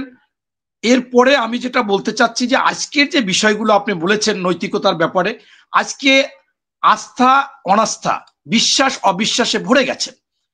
আপনার হচ্ছে যে আমার দৃষ্টিকোণ থেকে আমি অনেক আগে থাকতে 13 সাল থেকে আমি RTV টকশোতে গিয়েও বলেছিলাম যে আপনার কয়েকটি পেশার লোকরা হচ্ছে জাতির বিবেক বা ক্রান্তি লগ্নের ভরসা। সেটা হচ্ছে শিক্ষক, এরপর হচ্ছে ডাক্তার, এরপর হচ্ছে সাংবাদিক, এরপর হচ্ছে আলেম সমাজ, এরপর বড় বড় যারা ব্যবসায়ী, তাদের উপর অনেক বিষয় নির্ভর করে, বিদেশ থেকে আনা নেওয়া এটা সেটা, তাদেরকে অনেক সময় রাষ্ট্রীয়ভাবে সরকার প্রাধান্য দেয়। এদের সরাসরি রাজনীতিতে জড়িত হওয়া উচিত না, আর উচিত হইল মূল পেশায় 3, 4, 5 বছর পরে গিয়ে হলে ভালো হয়, নতুবা এখানে অনেক কিছু সমস্যা হয়। আপনাকে একটা উদাহরণ দিতে পারি, যেমন আমি থিসিস গ্রুপ, এই থিসিস গ্রুপে আমি বিএনপি মাইন্ডের বা ছাত্রদল করতাম। এখন আওয়ামী লীগের একজন টিচারের কাছে যদি থিসিস গ্রুপে যাই, আমার কিন্তু একটু সন্দেহ হতে পারে যে আমাকে মার্কস বেশি দিবে কিনা। আমি নিলাম থিসিসটা, কষ্ট করব আমি ফার্স্ট ক্লাস পাওয়ার জন্য। আবার যে ছেলেটা ছাত্রলীগ করে তার যদি বিএনপির বেজে যায়, আবার ডাক্তার যদি একটা অপারেশন করবে, সে যদি আওয়ামী লীগের ডাক্তার হয়, বিএনপির লোক একটু ভয় পেতে পারে। অথবা যদি এরকম বিষয়গুলো, আমার কাছে যে এইটা এই রাজনীতি থেকে তাদেরকে বিরত থাকা উচিত। এবং আপনার আজকে আমার প্রিন্সিপাল তরিকুল ইসলাম সাহেব বলছে যে এই বয়ান করে সবে বরাতের দিন আর বাজার দর। আসলে হচ্ছে কি, এখন বেশিরভাগ মানুষ হারামিপানায়, মুনাফিকিতে, মিথ্যাচারে এবং দালালি চিটারি এইগুলোতে ইমান বেশি আইনে ফেলাইছে। আমরা যে ইসলাম এবং নবী করিম সাল্লাল্লাহু আলাইহি ওয়াসাল্লাম, আল্লাহর কোরআন, আল্লাহ, তার উপর যে ইমান আনবো, সেই ইমান না আনলে এইগুলো আনছে। আপনি দেখেন, রাজনীতিকে বাদ দিলে হবে না। এই যে সরকারি যারা চাকরি করে, সেখানে রাজনৈতিক প্রভাব মুক্ত থাকতে হবে। আমি একটা গল্প পড়তেছিলাম, সেইখানে আমাদের বাংলাদেশের মুকুটবিহীন সম্রাট, যিনি অসুস্থ হয়ে গেলেন, অসুস্থ হয়ে যাওয়ার পর তার দলের খুব বিজ্ঞ লোকজন তারা দেখা করতে গেছে, 10-12 জন দেখা করতে গেলে উনি বলল যে তোমাদের, আমার তো অসুস্থ, আমি বাঁচবো কয়দিন আমি জানি না, তোমাদের কাছে আমার একটা অনুরোধ, বাংলাদেশে একটা ছেলে কাজ করতে চায়, একেবারে ন্যায়সঙ্গত কাজ করতে চায়, দেশপ্রেমিক এবং জনগণের জন্য নিরপেক্ষভাবে কাজ করতে চায়, তার মধ্যে লোভ লালসা আমি দেখি না, তাকে তোমরা একটু সহযোগিতা করো। তখন এরা প্রশ্ন করছে যে হুজুর, এই লোকটাকে আপনি কেন এত ভালোবাসেন, বিষয়টা কি? আমরা তো অনেক কিছু খুঁজে পাই না। পরে বলছে যে দেখো আমি ব্রিটিশ বিরোধী আন্দোলন করেছি, আমি ভারত থেকে পাকিস্তান আলাদা আন্দোলন করেছি, আমি পাকিস্তান বিরোধী আন্দোলন করেছি এবং অনেক রাষ্ট্রপ্রধানের সাথে আমি কথা বলেছি। আমার কাছে কোনো রাষ্ট্রপ্রধান নির্লোভ, এরপর নিঃস্বার্থপর এবং পরোপকারী, পরিবারতন্ত্রহীন, দলীয়করণহীন এরকম আমি পাইনি বললেই চলে। তোমরা কি জানো যে এই বাংলাদেশে যে প্রেসিডেন্ট বসে আছেন সেই প্রেসিডেন্টের ভাই কয়জন? তোমরা কি নাম জানো? তার মধ্যে কেউ বলতে পারে না যে তার ভাই কে কে, কয় ভাই কয় বোন তোমরা জানো না। তার শালা সম্বন্ধী শালী তোমরা কি জানো? বলতে পারে না। তা বলছে যে এই জন্যই আমি বলেছি যে এ এমন একজন লোক যে তিনি এই যে বর্তমান ক্ষমতায় আছে এইখানে তুমি যাই দেখো যে ঘুট চলে না, দুর্নীতি চলে না, এই দলীয়করণ সে চালায় না, পরিবারতন্ত্র তার মধ্যে নেই, তাদের সুবিধা দেবে এটা নেই। তাই আমি মনে করি রাষ্ট্রীয়ভাবে যদি সকল জায়গায় অফিস আদালত স্কুল কলেজ মাদ্রাসা বিশ্ববিদ্যালয় প্রভাব মুক্ত হতো রাষ্ট্রীয় বা দলীয়করণে, তাহলে অবশ্যই ন্যায় নীতিটা ফিরে আসতো খুব সহজে। তাই আপনি আজকে রাজনীতিকে বাদ দিয়ে এই ন্যায় নীতি নৈতিকতার শিক্ষা আপনি দিতে পারবেন না, তাদেরকেও এটার মধ্যে অন্তর্ভুক্ত করতে হবে। এবং সেই একজন রাষ্ট্রনায়ক যিনি মুকুটবিহীন সম্রাট আব্দুল হামিদ খান ভাসানী যার নাম বলেছিলেন, এরকম রাষ্ট্রনায়কদেরকে এরকম রাজনীতিবিদদেরকে বেছে আনতে হবে। এবং এইটা যদি আনা যায়, যদি সেইটা হয়, তাহলেই সেই পরিবারতন্ত্র থাকবে না, দলীয়করণ থাকবে না, নিঃস্বার্থভাবে কাজ করবে। এবং সেটা আমরা কিন্তু প্রমাণও পেয়েছি যে তিনি যখন মৃত্যুবরণ করেছেন পরবর্তীতে তার কিছুই কিন্তু তার পাওয়া যায়নি এবং সেটা ইতিহাস হয়ে থাকবে। এমনকি অনেকেই নিহত হয় কিন্তু ওনাকে কেন যেন কাকতালীয় ভাবে এখন পর্যন্ত আওয়ামী লীগ বলেন, অন্য অন্য দল বলেন, জাতীয় পার্টি বলেন, জামাত বলেন, সবাই কিন্তু শহীদ বলেন। এটাও কিন্তু আপনার এটা একটা পরম পাওয়া তার। এবং আরো অনেক ক্ষেত্রে তার জানাজার ক্ষেত্রে, ইরাক ইরান যুদ্ধ মীমাংসার ক্ষেত্রে, সেই রোজ কিয়ামতের দিন আরাফাত ময়দানে আমরা উজ্জীবিত হব, সেখানে তার হাত দিয়ে নিম গাছ লাগিয়েছেন যেটা সারজাতুল জিয়া, এরকম এমনকি ইসরায়েল ফিলিস্তিনি সেখানেও গিয়েছিলেন, সেটাও মীমাংসার পথে ছিলেন। তাই আমি মনে করি রাজনীতিতে আরো বেশি এই বিষয়গুলো চর্চা করতে হবে এবং এখানেই ঠিক করতে হবে যে এই সমস্ত প্রতিষ্ঠানে কোনোভাবে দলীয়করণ চলবে না, পরিবারতন্ত্র চলবে না। এইগুলো যদি ফিরে আসতে পারে তা নৈতিকতা শিক্ষা সেখানে অনেকটা বেশি সুবিধা হবে। সর্বশেষ আমি বলবো যে আমাদের শিক্ষক সমাজের মূল্যায়ন আরো বৃদ্ধি করতে হবে। কতিপয় শিক্ষক যেটা করে সেইটা থেকে তাদের বিরত থাকতে হবে। আমরা একবার দেখেছিলাম একজন ভিসি, সে আপনার একটি দলের সভাপতি হইতে চেয়েছিলেন। আর একজন ভিসিকে আমি দেখেছিলাম, এত একটা মেয়ে ধর্ষিতা হয়েছে, সাংবাদিকদের সামনে প্রায় 27টা চ্যানেল বলেছে যে মেয়েটার সাথে আমি কথা বলেছি, ধর্ষণের কারণে মেয়েটার একটা অভিজ্ঞতা হয়েছে। এই অভিজ্ঞতাটা যদি ওনার মেয়ের হতো, এই ধরনের শিক্ষক আমাকে যেটা স্যার বললেন আমাদের ফরাজ স্যার, যে আপনার উনি একজন দেখেছেন যে একজন আমলা আর একজন বিদেশি আমলার সাথে সে কথা বলার যে উচিত ছিল যেভাবে, সেইটা পারতেছে না, সমানে সমানে তো অর্ধেকও পারতেছে না, এটা ওনাকে শুনলাম। এইটা এখানে এই দলীয়করণ আত্মীয়করণ এগুলো এবং তাদের পেশায় যদি নিয়োজিত থাকে, দলীয় প্রভাব না খাটায়, তাহলে অন্যদিকে যাবে না, তার পেশায় সে নিয়োজিত থাকবে এবং পেশায় সে ভালো করবে। এবং আমি শিক্ষকদের আলাদা মূল্যায়ন করতেই হবে। শিক্ষক হচ্ছে জাতির মেরুদণ্ড বা জাতি গঠন করে, জাতি গড়ার কারখানা বলি বা কারিগর বলি, এটা ওনরাই করে। সেই ক্ষেত্রে ভারত, আমি বলতে চেয়েছিলাম বলে ফেলছে, অন্য অন্য অনেক দেশে শিক্ষকদের খুবই মূল্যায়ন করা হয়, মূল্য আছে। তারা একটা ফোন করলে গুরুত্ব দেয়, মনে করে যে এটা সঠিক ফোন এবং তিনি যেটা বলেছেন এটা সত্য, এগুলো এখানে কোনো অন্য লেনদেন নেই, এগুলো তারা চিন্তা করে এই কাজগুলো করে। এবং আমাদের বাংলাদেশেও রাষ্ট্রীয়ভাবে এই ব্যাপারটা খুবই দেখা উচিত। ধন্যবাদ। Thank you. আমরা কলিমুল্লাহ স্যার না, আগে তারিকুল ইসলাম স্যার, ওনার কাছে শুনে আসি। তো স্যার আপনার কাছেও একই বিষয়, আপনাদের দলীয়ভাবে আপনাদের দলের মধ্যে নৈতিকতা চর্চার জন্য এমন কোনো ব্যবস্থা আছে কিনা? সাথে 31 দফা যেটা আপনারা দিচ্ছেন, 31 দফা যদি আপনি পড়েন স্যার, আমরা প্রবাসীদের সম্পর্কে আপনি একটা কথাও লেখেননি।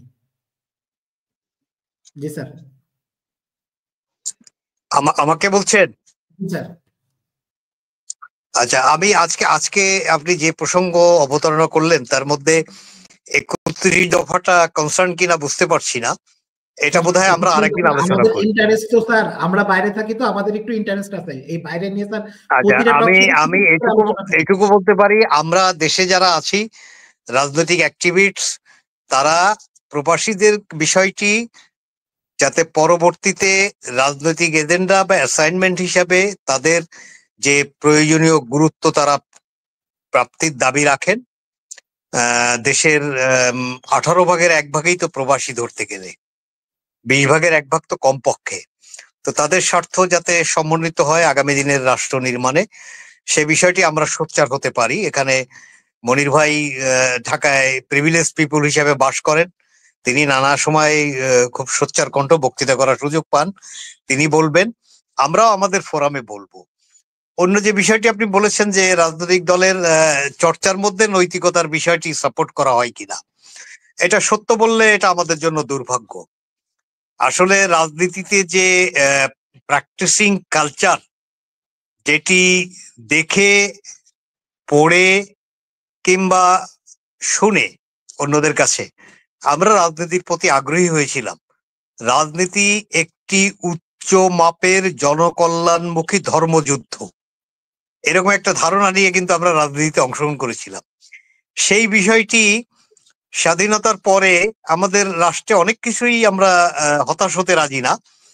ধরেন এখানে খাদ্য উৎপাদন স্বাধীনতার পরে 3 গুণ বেড়েছে, এখানে শিক্ষিত মানুষের সংখ্যা, সার্টিফিকেটধারী মানুষের সংখ্যা বেড়েছে, রাষ্ট্রের অর্থনীতি ভলিউম অনেক বড় হয়েছে, রাষ্ট্রের সক্ষমতা বেড়েছে, রাষ্ট্র আন্তর্জাতিক পরিমণ্ডলে নিশ্চয়ই স্বাধীনতার আগে যেমন ছিলেন বা পরবর্তীতে যেমন ছিলেন তার থেকে অনেক আমরা উচ্চ মাপে পৌঁছেছি। আমরা এখন একজন নোবেল বিজয়ী আমাদের রাষ্ট্র পরিচালনা করেন, তিনি পৃথিবীব্যাপী একজন খুবই পরিচিত সমাদৃত মানুষ। এরকম অগ্রগতির দিক অনেকগুলো আছে, কিন্তু আমাদের যেটি রাষ্ট্রের সূচনা লগ্নে নৈতিকতা বা স্ট্যান্ডার্ডটা যেখানে ছিল, এটা খুব মানে নিঃসন্দেহে বলা যায়, এটা অস্বীকার করলে সত্যের অপলাপ হবে যে আমরা সেই নৈতিকতার মানদণ্ডে ক্রমাগত পেঁচাচ্ছি। ধরেন আপনার 80-র দশক পর্যন্ত রাজনীতি একটা স্ট্যান্ডার্ডে ছিল, তখন শিক্ষিত সজ্জন উচ্চ মাপের মানুষ, কালচার্ড মানুষরা রাজনীতি করতেন।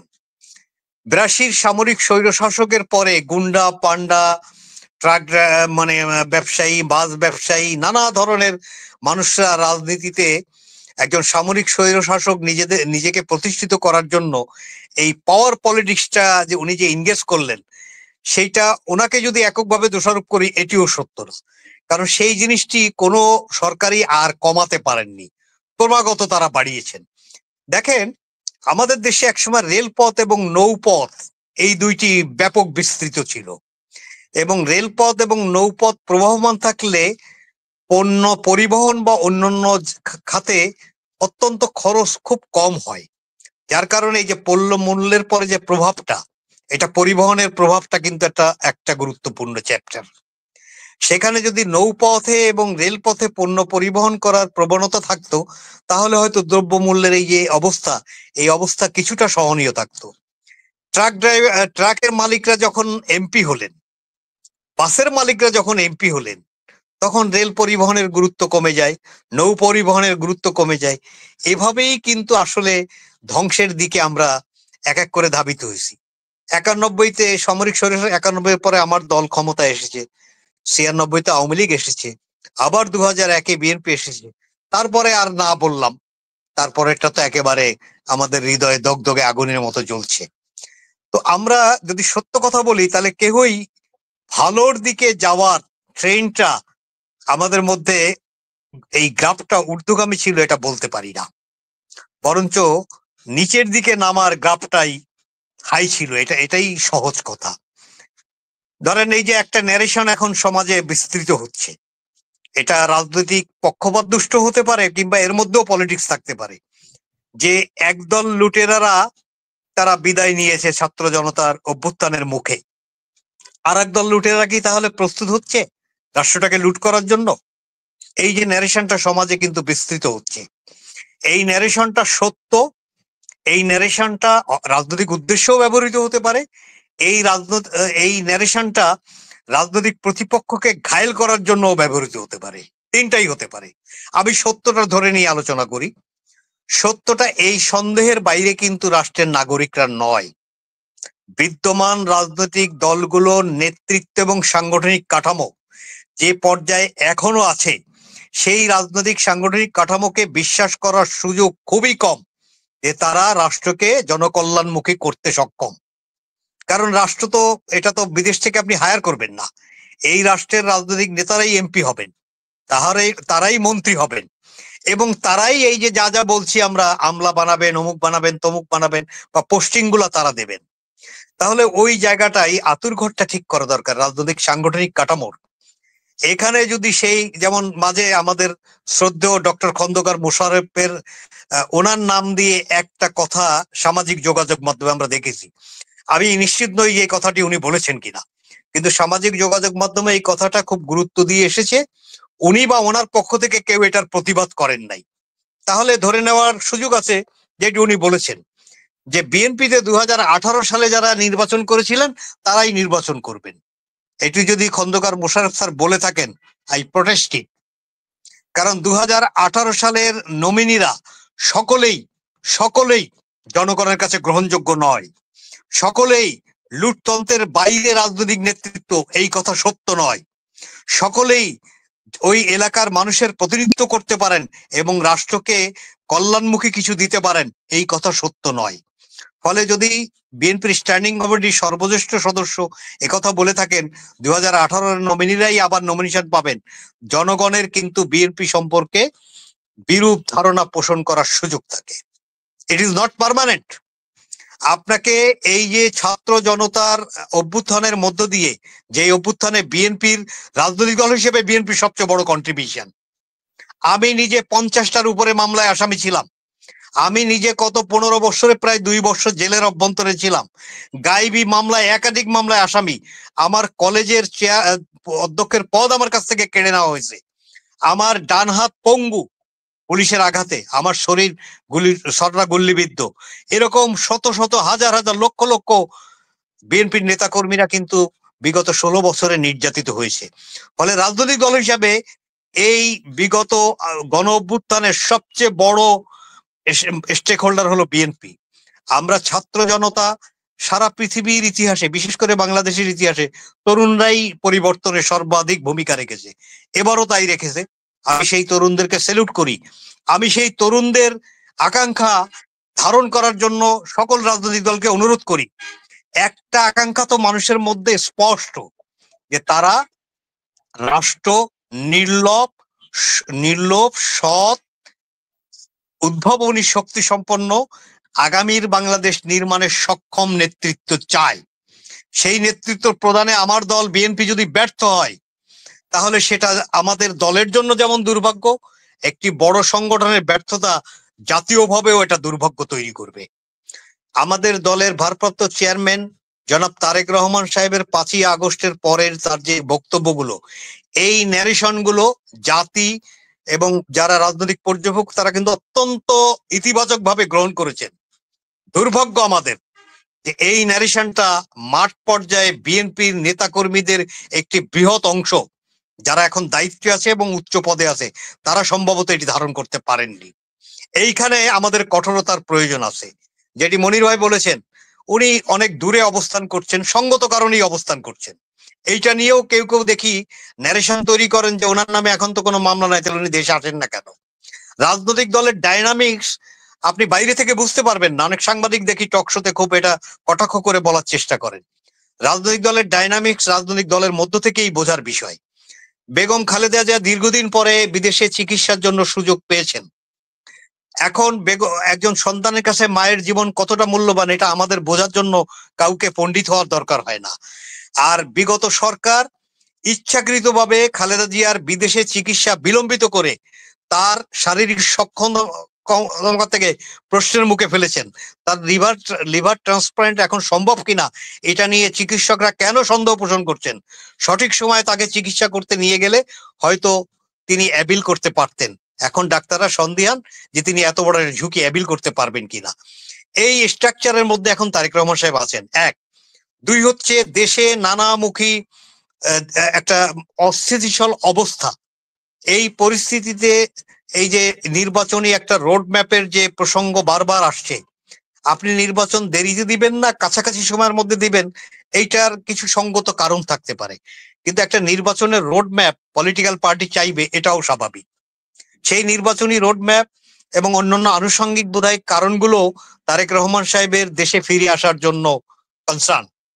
আমি বিশ্বাস করি আমাদের চেয়ারম্যান, ভারপ্রাপ্ত চেয়ারম্যান যদি দেশে আসেন, মহান আল্লাহ তাআলা যদি দয়া করে আমাদের নেত্রীকে সুস্থ করে দেন, তাহলে এই যে আমরা যে কথাগুলো, যে আক্ষেপগুলো রাজনৈতিক দলের কর্মী হয়েও বলি, যে একটা সৎ, নির্লোভ, আগামী দিনের সুন্দর বাংলাদেশ বিনির্মাণে সক্ষম, যোগ্যতা সম্পন্ন, উদ্ভাবনী শক্তি সম্পন্ন, কল্যাণমুখী নেতৃত্ব বিএনপিতে সাংগঠনিক কাঠামোতে প্রয়োজন।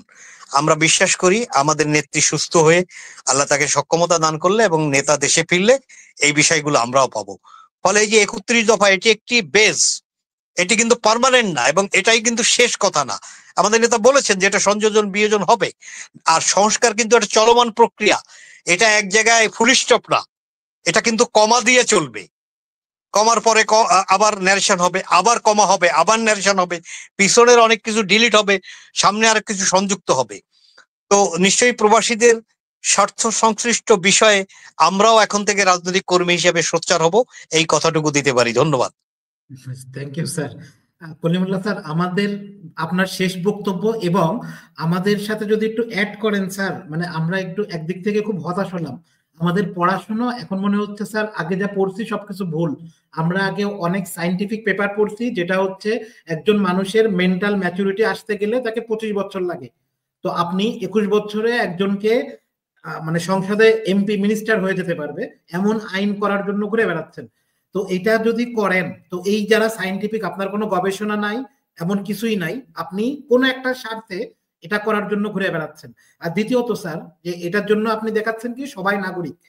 তো স্যার এটা কি আসলেও কি সম্ভব কিনা, কি মনে করেন স্যার? এবং আপনার শেষ বক্তব্য কলিমুল্লাহ স্যার। ধন্যবাদ। আপনার আমাদের কবি বলেছিলেন, উদ্ভট উটের পিঠে চলেছে স্বদেশ। আর পরের লাইনটা আর গেলাম না। এখন এই যে অনিশ্চিত যাত্রার দিকে আমরা অগ্রসর হচ্ছি, ওইটি আসলে আমাদের কোথায় নিয়ে যাবে আমরা জানি না। এটা আপনার বাংলাদেশকে ভিন্ন একটি জগতে নিয়ে হাজির করবে। এখন আমরা শৈশবে আপনার রূপকথা, গুলবাহারপুরীর কথা পড়েছি, শুনেছি, আনন্দ পেয়েছি। এখন সেই রূপকথার ফেরি টেইল ওয়ার্ল্ড থেকে আমরা যদি না বের হই, তাহলে আমাদের যে কম্পিটিটিভ এজ সেটা কিন্তু আমরা হারিয়ে ফেলব। আপনার থমাস সানকারা একজন সার্জেন্ট, তিনি দ্রোহের সূচনা করেছিলেন আপার ভোল্টায় এবং রাতারাতি নাম পাল্টে দিলেন দেশের, Burkina Faso, land of the good people. Sankara আজ নেই, কিন্তু নামটি রয়ে গেছে। আপার ভোল্টা যে তিমিরে ছিল বা নতুন নাম নিয়ে তার চেয়ে খুব বেশি যে অগ্রসর হতে পেরেছে, এটাকে বুকে হাত দিয়ে বলতে পারবে না। এখনো এটা উন্নয়নশীল একটি দেশ এবং পৃথিবীতে আপনার ইসরায়েলের মতো গুরুত্বপূর্ণ হয়ে ওঠেনি, কিংবা আপনার যথেষ্ট নাম কামও করেনি সিঙ্গাপুরের মতো। তো ফলে আমরা যতই দেশের নাম পাল্টে ফেলি, আপনার 18 থেকে 17 নিয়ে আসি আপনার ভোটার হওয়ার যোগ্যতা কিংবা প্রার্থী হওয়ার যোগ্যতা 25 থেকে 21, তাতে আপনার আমাদেরকে খুব বেশি কোলকে প্রদান করা হবে আন্তর্জাতিক সম্প্রদায়ে দরবারে, এটা ভাবার কোনো কারণ নেই। বিষয় হচ্ছে quality of governance, quality of the voting system সেইটি নিশ্চিত করার জন্য আমাদের আসলে সংস্কার কার্যক্রম পরিগ্রহ করা দরকার ছিল। এখন আপনি যদি নির্দিষ্ট র্যাকেটের লোকজনকে এইসব দায়িত্ব দিয়ে বসেন, তাহলে তারা এমনটি করবেন, আপনার জনগণের করের টাকা ধ্বংস করবেন এবং নির্দিষ্ট মেয়াদের পরে আবার সময় বাড়িয়ে লম্বা সময় ধরে এই মৌতাতে থেকে তারপর একটা কনসালটেন্সি রিপোর্টের মতো রিপোর্ট হাজির করবেন। এবং সবচেয়ে গুরুত্বপূর্ণ বিষয় হচ্ছে এই অর্লেন্সে আপনার নির্বাচন সংস্কার কমিশন, তার প্রধান এবং তার টিম যেই সুপারিশগুলো হাজির করেছেন, নবগঠিত নির্বাচন কমিশন তা আমলে নেয়ার মতো অনেক ক্ষেত্রেই তা মনে করছে না। ফলে ব্যাপারটা কি দাঁড়াচ্ছে, আপনি তো এমন একটা আউটপুট প্রদান করলেন যেটা নবগঠিত নির্বাচন কমিশনই ওন করে না বা করতে চায় না, আর আপনি তো সুপারিশ করার যোগ্য, তার বাইরে তো কিছু নয়। ফলে যেই রকম কথাবার্তা বলে সারা দেশ চষে বেড়ালেন, স্টেক হোল্ডারদের সঙ্গে আপনার কনসালটেশনের নামে, আপনার ফোকাস গ্রুপ ডিসকাশনের নামে যেই রকমের আপনার দৃষ্টি আকর্ষণের চেষ্টা করলেন, সে শব্দই এই সাতকাণ্ড রামায়ণ উপহার দিলেন আমাদের। ফলে মূল সমস্যা হলো জাতির উদ্দেশ্যে ভাষণ দিয়েই মাননীয় প্রধান উপদেষ্টা কিন্তু হোঁচট খেয়েছেন। ঘোষণা করলেন একজনের নাম যিনি সংবিধান সংস্কার নিয়ে কাজ করবেন, তিনি পরে নাই হয়ে গেলেন। আমার সতীর্থ ইলিনয় বিশ্ববিদ্যালয়ের অধ্যাপক আলী রিয়াজ, তিনি এই দায়িত্ব গ্রহণ করলেন এবং এটা নিয়ে নানান রকমের মরাল প্রশ্ন উত্থাপনের সুযোগ তৈরি হয়ে গেল। একজন বিদেশি নাগরিক এসে এই কাজ করে দিচ্ছেন, তারপর দেশের নাম পাল্টে ফেলছেন, ইত্যকার বিষয় আশয় ফোরফ্রন্টে চলে আসলো। এখন ব্যাপারটা হলো এই যে আপনার সমস্যাটা কিন্তু নির্বাচন নিয়ে, নির্বাচনের গ্রহণযোগ্যতা নিয়ে, নির্বাচনের পার্টিসিপেশনের মাত্রা নিয়ে, নির্বাচন কতটা অবাধ, সুষ্ঠু, নিরপেক্ষ করা যায় সেইটা নিয়ে। সেই জায়গায় হাত না দিয়ে আপনি সর্বত্র আপনার নতুন সিং গজালে যেমন আপনার মাথা বাগিয়ে শিং উঁচিয়ে তেরে আসতে ইচ্ছে করে, সেরকম একটা মনোভাব নিয়ে আপনার এই সময়টা পার করে দিলেন প্রায় 6 মাস। ফলে যে ইফোরিয়া সেটাই তো ইতিমধ্যে চলে গেল, মাঝখান দিয়ে ক্ষতিগ্রস্ত হলো জনগণ এবং বিপুল অমিত উৎসাহে, আশায়, ভরসায় আপনার স্বপ্ন যে দেখা শুরু করেছিল মানুষ, ইতিমধ্যে হতাশার আপনার যে মেঘ তা সবাইকে কিন্তু ছেয়ে ফেলেছে। তো সুতরাং এই যে ক্ষতিটা হয়ে গেল জাতির, ভবিষ্যতে মানুষ তো আর কাউকে ট্রাস্ট করবে না। একমাত্র সবেধন নীলমণি নোবেল লরেট একজন ছিলেন, তাকেও আমরা এক্সস্ট করে ফেললাম। তার চাইল্ড লাইক সিম্পলিসিটি নিয়ে অনেকেই গবেষণা করবেন, কিন্তু তাতে তো জাতির ভাগ্যের কোনো পরিবর্তন হলো না। ব্যক্তি হয়তো দায়মুক্ত হলেন তার করের মাত্রা থেকে, কিংবা আপনার ভবিষ্যতে জেলে যাওয়ার নিশ্চিত যেই অবস্থাটা ছিল তার থেকে হয়তো মুক্তি পেলেন, কিন্তু ব্যক্তি লাভবান হলেন, ব্যক্তি নোবেল লরেট।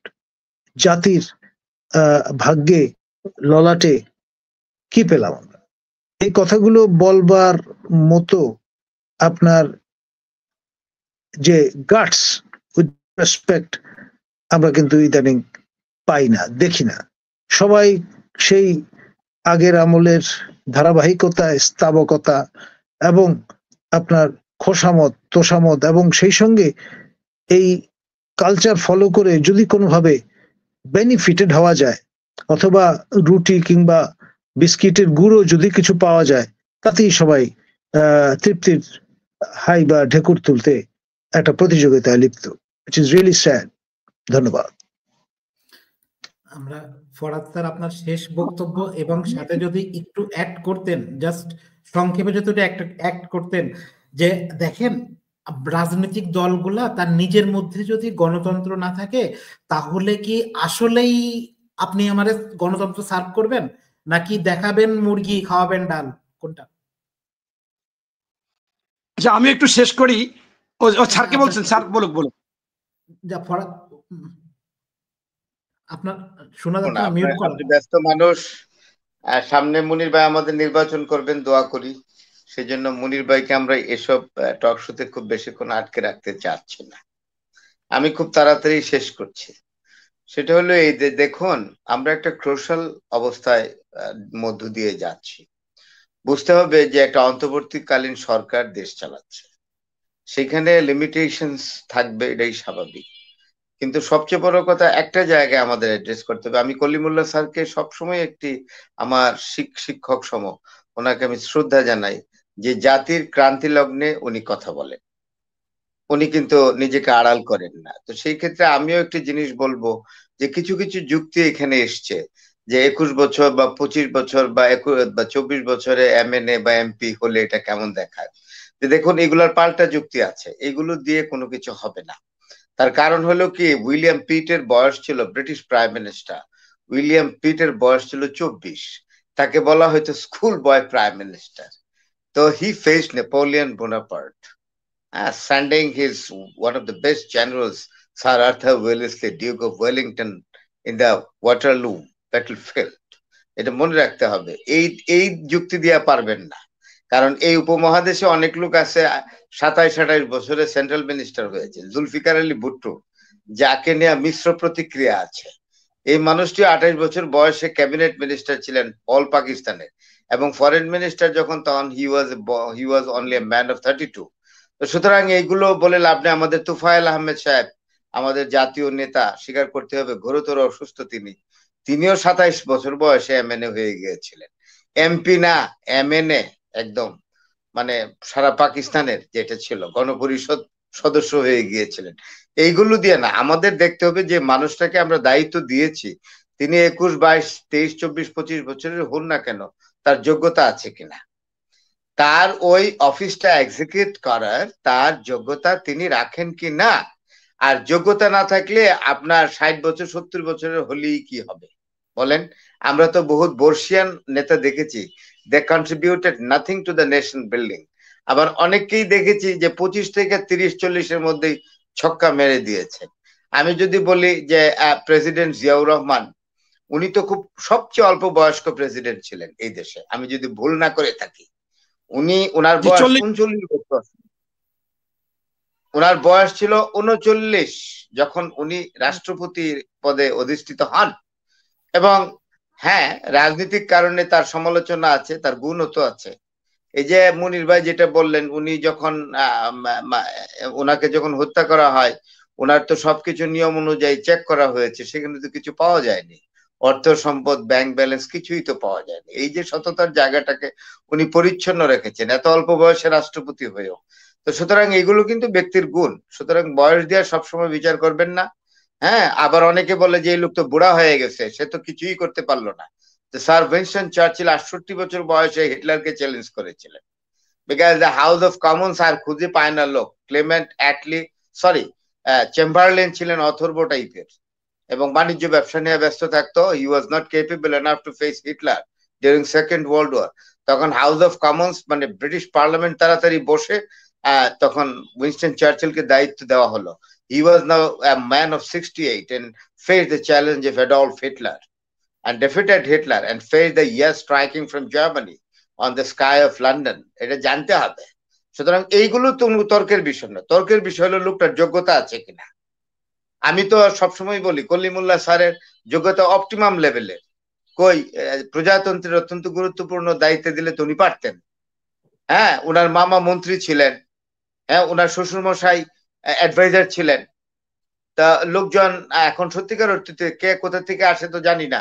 আমি তো এমনিতেই থাকি মানে আড়াল করে, কি করব বলেন।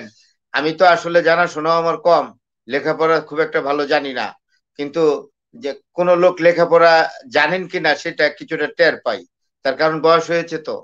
তো আমার দৃষ্টিতে, আমার ভাবনায়, যারা পড়াশোনা জানেন, প্রজাতন্ত্রকে সার্ভ করতে পারবেন, এই ধরনের লোকের সমাগম তো আমি দেখি না কোন সরকারের আমলেই। আপনি দেখেন, দুঃখজনক হলেও সত্যি, আজকে তরিকুল ভাই, আমার মনিরুজ্জামান ভাই এবং আমার স্যার, আমার শ্রদ্ধেয় শিক্ষক প্রফেসর ডক্টর কলিমুল্লাহ, উনিও স্বীকার করবেন যে আপনি পার্লামেন্টের দিকে বিগত বছরগুলোতে তাকান তো, 80 থেকে 85% হলো ব্যবসায়ী। They are not politicians, they are businessman. এবং তারা পরে এসে রাজনীতিতে যোগদান করে তারা কোয়াসি পলিটিশিয়ানস হয়, ম্যাক্সিমাম টাইম বিজনেসে সময় দেয় আর বাকিটা ওই ইয়েতে আসে, মানে রাজনীতিতে সময় দেয়। রাজনীতিতে তাদের সময় খুব কম দেয়। এবং রাজনীতিতে কেন আসেন? এমপি হলে এই টিকিটটা দিয়ে তারা ব্যাংক থেকে বিভিন্ন বড় বড় লোন নিতে পারে এবং এই লোন পরিশোধ করে না। তার কারণ একজন রানিং এমপির কাছ থেকে লোন আদায় করা সম্ভব না। ব্যাংকের চেয়ারম্যান এমডি যাই বলেন, ক্ষমতাই রাখে না যে আপনার লোনটা পরিশোধ করছেন না কেন, এই কথাটা বলার ক্ষমতা বা সাহসই রাখেন না। তার মানে কি, ওই যে গার্মেন্টস ব্যবসায়ী লোকটা আপনার এই টিকিট কিনেছে, নমিনেশনটা কিনেছে পয়সা দিয়ে, ধরলেন আজকে একটু বলি 100 কোটি টাকা দিয়েই ধরলাম, 100 কোটি বা 200 কোটি টাকা দিয়ে নমিনেশনটা কিনলো, কিনেই এমপিটা হয়েই 1000 কোটি টাকা লোন নিয়ে নেয়, কম হলেও 500 কোটি টাকা লোন নিয়ে নেয়। তাহলে তার তো লস নাই। উপরন্ত গাড়ি টাড়ি বিএমডব্লিউ সবকিছু এলাহি কাণ্ড। একে তো বিজনেসে রমরমা, তারপরে রাজনৈতিক ক্ষমতা। And this is the real picture of the politics for 2 or 3 decades in Bangladesh. এবং যারা আসলে রাজনীতিবিদ তারা তো হতাশাগ্রস্ত, যারা রাজনীতিকেই নেশা হিসাবে নিয়েছেন, পেশা বলেছেন যে কোন রকমে বেঁচে থাকলেই হলো কোন রকমে। আগে তো আপনি দেখেন ইন্ডিয়াতে কোন টাটা, বিরলা, হিন্দুজা, মিত্তাল, রিলায়েন্স, কোন গ্রুপ কি যায় রাজনীতি করতে? বলেন তো। টাটারা ইচ্ছা করলে 10টা এমপি নিতে পারতো, বিরলারা নিতে পারতো 10টা MP, Reliance group, Mittal group এগুলো নিতে পারতো না। এবং জিন্নাহ সাহেব পাকিস্তান তৈরি করেছিলেন, তার নাতি নুসলি ওয়াহেদিয়া, জিন্নাহ সাহেবের একটি মাত্র মেয়ে ডিনা জিন্নাহ, তিনি আসেননি পাকিস্তানে, উনি পাকিস্তান সাপোর্ট করেননি, বাবা তৈরি এই পাকিস্তান, তাই উনি ভারতে থেকে গিয়েছিলেন বোম্বেতে। ডিনা জিন্নাহ তিনি একজন ইয়াকে বিয়ে করেছিলেন, পার্সিকে, তার ছিলেন নুসলি ওয়াহেদিয়া, বোম্বে ডাইংস এর মালিক, ভারতের 6th richest person and taxpayer। কই শুনেছেন তার নাম? রাজনীতি করেছে? তাহলে আমাদের দেশে 100 কোটি টাকা যদি 50 কোটি টাকা কামাতে পারলেই কেমনে নমিনেশন নিবে? এর থেকে 5 কোটি 10 কোটি টাকা দিয়ে। এখন তো শুনি 100 কোটি টাকার উপর দিয়ে নমিনেশন কেনে। তাহলে this is the practice of politics, and businessmen have been endorsed in politics in a very clandestine way, and the way which is dark, not eliminated and transparent to the people. তো সুতরাং বাংলাদেশের ভবিষ্যৎ কিভাবে? রাজনীতিকে পরিচ্ছন্ন রাখতে হলে এই কোয়াসি পলিটিশিয়ানস তথাকথিত আধা ব্যবসায়ী আধা রাজনীতিবিদদেরকে বিদায় করতে হবে রাজনীতি থেকে, পিওর পলিটিক্স করতে হবে। এবং রাজনীতিবিদদের বলতে হবে বছরে 3টা-4টা কাপড় দিয়ে চলবা, ছেলেপেলেদেরকে শিখাবে বিলাসিতা করবা না, দেশের সেবা করবে। ভারতকে যতই আমরা নিন্দামন্দ করি, হ্যাঁ কারণও আছে, তাদের কঠোর সমালোচনা করার অনেক গ্রাউন্ড আছে, আমিও তো করি, কিন্তু একটা জায়গায় দেখেন অনেক ভারতীয় নেতাদের আপনি জীবনী দেখবেন যে তাদের মারা যাওয়ার পরে টাকা পাওয়া যায় না। রাজেন্দ্র প্রসাদ, ভারতের প্রথম রাষ্ট্রপতি, মারা যাওয়ার পর 461 টাকা তার ব্যাংকে পাওয়া গিয়েছিল। তার ছেলেকে এই টাকা দেওয়ার পরে তার ছেলে একজন বিশ্ববিদ্যালয়ের ছাত্রকে এটা দান করে দিয়েছিলেন। এবং আপনার ভারতের প্রধানমন্ত্রী ছিলেন এই যে লাল বাহাদুর শাস্ত্রী, তার মা জানতেনই না যে তার ছেলে রেলমন্ত্রী, এবং তার সময় একটা রেল অ্যাক্সিডেন্ট হয়েছিল, রেল দুর্ঘটনা, উনি পদত্যাগ করলেন। নেহরু ডেকে বললেন, আরে তুমি পদত্যাগ করছো কেন? তুমি কি রেল অ্যাক্সিডেন্ট করছো নাকি? তুমি কি রেল ড্রাইভ করছো? বলে যে no, I am the minister, I should take the concern, so during my tenure the rail has fed the accident, so I should exactly quit from the ministry, and he did it. আমাদের দেশে করে? মোটেও করে না। আরো নিজে যুক্তি দেখায়, আমি কি ড্রাইভ করছি নাকি, আমি কি রেলগাড়ি চালাইছি? রেলের ড্রাইভার তো কারণে অ্যাক্সিডেন্ট করেছে, আমি কেন রিজাইন করব? কিন্তু পিকচারটা কিন্তু ইন্ডিয়া ডিফারেন্ট।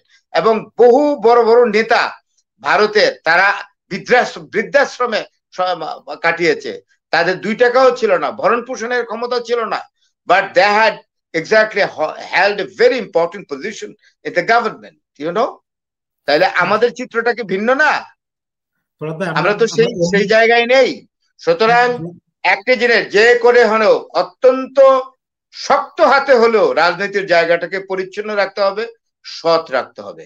অন্যথায় এই জাতি এমন একটি জায়গায় গিয়ে পৌঁছবে যা থেকে আর আপনার there will be no point to return. Thank you very much. না, এই জন্যই আসলে আমাদের চ্যানেল খোলা। আমাদের চ্যানেল হচ্ছে কোনো রাজনৈতিক দলের দালালি করা না। আমরা সত্য যেটা, সব দলের এগেনস্টে কথা বলবো, সত্যটা যাতে উঠে আসে, এই জন্য আমাদের চ্যানেল খোলার মূল উদ্দেশ্য। কাজী মনির ভাই, আপনার যদি সংক্ষেপে শেষ বক্তব্য, খুব সংক্ষেপে শেষ করবেন। আমি 20,000 ছাপিয়েছিলাম 31 দফা আমার এলাকায়, এটা বিলি করেছি। সেখানে আসলে ওই আমাদের দেখলাম, আমি আগে একবার পড়েছিলাম কিন্তু এখন দেখলাম যে আপনাদের প্রবাস নিয়ে লেখা নাই। আগামী দিন আমাদের ভারপ্রাপ্ত চেয়ারম্যান মহোদয়ের সাথে আমার বাগেরহাটে স্কাইবি হবে এবং আমাদের কিছু কর্মশালা আছে, সেখানে উনি থাকবেন স্কাইবিতে। আমি আশা রাখি এই কথাটা আমি সুন্দর করে বলার চেষ্টা করব। এটা আপনাকে ধন্যবাদ। পাশাপাশি আমি ওনাদের কথার মধ্যে থেকে দুইটা কথা বলতে চাচ্ছি। একটা হচ্ছে যে আমার কাছে মনে হচ্ছে কেন যেন যে 16 বছর যে ব্যক্তিকে বাংলাদেশে একেবারে হ্যাস্ত ন্যস্ত করে, অপমান অপদস্থ করে ছোট করতে চেয়েছিল এবং তাকে বেইজ্জতি করতে চেয়েছিল, কিন্তু করতে পুরোপুরি পারেনি। সেইটা মনে হয় 16 বছরে না পারলেও আমার মনে হচ্ছে যে উনি যদি এইভাবে চলে, আমাদের স্যার কলিমুল্লাহ স্যার যেভাবে বললো সেদিকে যদি উনি খেয়াল না দেয় চারিদিকে এবং এখনই যদি সেইভাবে শুরু না করে, তাহলে ওনার মনে হয় 6 মাসে সেই হ্যাস্তন্যস্ত হতে হবে। এটা একটা ব্যাপার। আরেকটা, আমাদের শ্রদ্ধাভাজন ফরহাদ হোসেন স্যার বললো যে আসলে যে নৈতিকতা যে বিষয়টা বিদেশের কাছে বা অন্যদের কাছে, আপনি বাংলাদেশে আমাদের ডক্টর জাফরুল্লাহ সাহেব 2-3 বার বক্তব্য বলেছিল, আমি পাশে বসা ছিলাম। ওনার কাছে এক ব্যক্তি আসলেন, পরমাণু বিজ্ঞানী, আইসা বললো যে আমি তো রিটায়ার্ড করেছি, এখন আমার একটা চাকরি দরকার, কাজ দরকার। তো বলছে যে তোমাকে আমি চাকরি দেব কিভাবে, তোমার তো দেশের রাষ্ট্রপ্রধানই হচ্ছে তোমার যে হাজবেন্ড, মানে স্ত্রী, অতএব সেটা তো আমি কিভাবে কি করব। বলে যে আরে সেটা আর বললে না, তার সাথে আমি তো কোনোভাবে কিছুতে পারবো না। সে আমাকে বলে যে তুমি অজেত এই 4-5 বছর বয়সে একটা ডক্টরেট ডিগ্রি নিয়েছো। আমি অবাক হলাম, আমি তো 9 মাসে 9টা ডক্টরেট ডিগ্রি নিয়েছি। তো অতএব এই যে বাংলাদেশে যারে দিয়ে আপনি ভূত ছাড়াবেন বা যারে দিয়ে আপনি ভালো কিছু কাজ করবেন, সে এইগুলোতে অভ্যস্ত ছিল, বা আমাদেরও সময় যে থাকবে না এইটা না। সেইখান থেকে আসলে রাজনৈতিক নেতৃত্ব যারা দিবে তাদের অনেক বিষয় সচেতন হতে হবে এবং দৃষ্টি রাখতে হবে। এবং মানে অর্থাৎ আমরা মনে করি যে আমাদের দুইটা চোখ, যে প্রকৃত রাজনীতিবিদ বা রাষ্ট্র প্রধান হবে বা রাষ্ট্রপ্রধানের কাছাকাছি বিভিন্ন মন্ত্রী থাকবে, তাদের চোখ থাকতে হবে চারিদিকে। এটাই থাকা উচিত এবং সেগুলোকে উপলব্ধি করে কাজ করা। তাহলে আমার মনে হচ্ছে যে আমরা হয়তোবা সেই ধরনের যে চিন্তা ভাবনা আমরা বললাম, সেই ধরনের কিছু একটা পেতে পারি, বা মানুষের মধ্যে সেই নৈতিকতা, মূল্যবোধ, সততা, নীতি এটা আসতে পারে ফিরে। ধন্যবাদ। থ্যাংক ইউ ভাই। আমরা হচ্ছে তারিকুল ইসলাম স্যার, আপনার যদি সংক্ষেপে যদি শেষ করেন আপনার শেষ বক্তব্য, এবং সাথে যদি আমাদের যদি একটু অ্যাড করে দিতেন। আমাদের আসলে অনেক সাবজেক্ট, তো আসলে ইস্যুর কোনো শেষ নাই। যে দেখেন, আমাদের সাংবাদিকতা যেভাবে দালালি করে না, এই দালালি করতে থাকলেও বাংলাদেশ কোনোদিন সামনের দিকে আগাবে বলে আমরা মনে করি না। আপনি কি একমত কিনা? ধন্যবাদ। আমি সংক্ষেপেই শেষ করি। আজকের বক্তব্যের সূচনাটা হয়েছিল শিক্ষকদের নৈতিকতা, মূল্যবোধ এবং সমাজের নৈতিকতা, মূল্যবোধ, এই বিষয়গুলোকে নিয়ে। তো এখানে মানে আমি একজন অপদার্থ শিক্ষক, পাশাপাশি দুজন রিনাউন্ড শিক্ষক আছেন। আমরা তিনজনই আসলে একই পেশা, ছোট বড় মাঝারি এরকম। তো আমরা তিনজন অন্তত নৈতিকতার দায় থেকে এক্ষেত্রে মুক্ত হলাম যে আমরা কেউ আমাদের পেশায় যে বিদ্যমান অবস্থা, নিম্নমুখী অবস্থা, এটাকে আমরা কেউ অস্বীকার করিনি, বরঞ্চ নিজেদের পেশাকে সমালোচনা করে এই পেশায় যারা নিয়োজিত আছেন অথবা ভবিষ্যতে হবেন তাদের জন্য আমরা দুঃখিত এরকমটাই বলে যাওয়ার চেষ্টা করেছি যে এই পেশাটাকে সবার ঊর্ধ্বে, এটি পেশা না, এটি সেবামূলক একটি কাজ। সেই জায়গায় আমরা নিয়ে যে যদি সমাজকে আমরা সার্ভ করতে পারি, পরিবারের পরেই আসলে মানুষের নৈতিকতা, শিক্ষা এগুলো বিবর্তিত হয় হচ্ছে শিক্ষা প্রতিষ্ঠানে, এবং সে কাজটি করি আমরা শিক্ষকেরা। তো আমরা সচেতন হই, আমরা সবাই যদি দায়িত্ববোধ এবং এটাকে যদি এক ধরনের একেবারে অর্থ উপার্জনের জায়গা মনে না করে সার্ভ করার জায়গা, সেবা দেওয়ার জায়গা মনে করি, তাহলে বোধহয় আমাদের রাষ্ট্রে আমাদের শিক্ষার্থীরা নতুন করে স্বপ্ন দেখা শুরু করবেন এবং তারা ভালো কিছু করার চেষ্টা করবেন।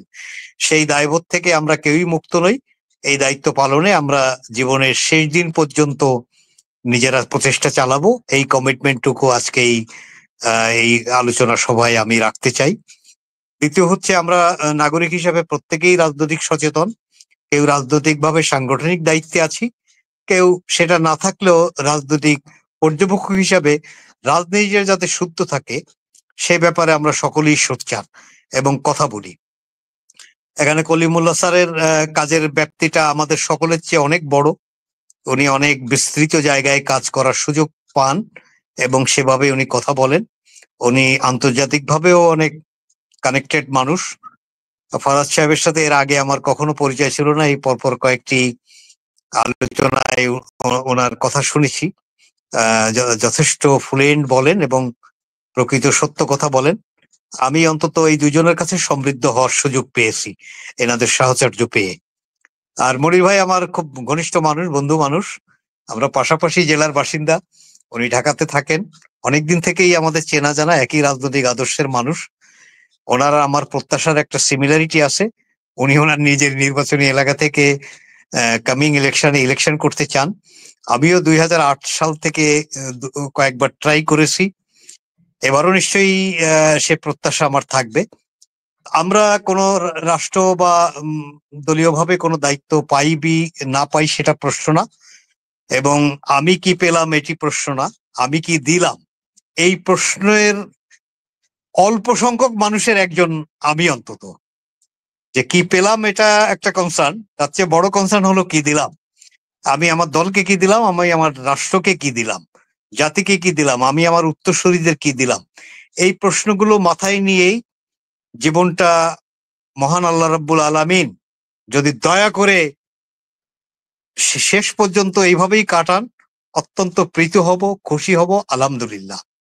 সেভাবেই জীবনযাপন করতে যাই। একজন রাজনৈতিক কর্মী হিসাবে এখনো ভাড়া বাড়িতে থাকি, রিক্সায় চড়ি, সুতির জামা কাপড় পরি। জীবন যাপনে আমার নেতা শহীদ রাষ্ট্রপতি জিয়াউর রহমান যেমন কৃষ্ণতা সাধন করতেন, আমি তার আদর্শিক একজন অনুসারী হিসাবে সেটাই চেষ্টা করি।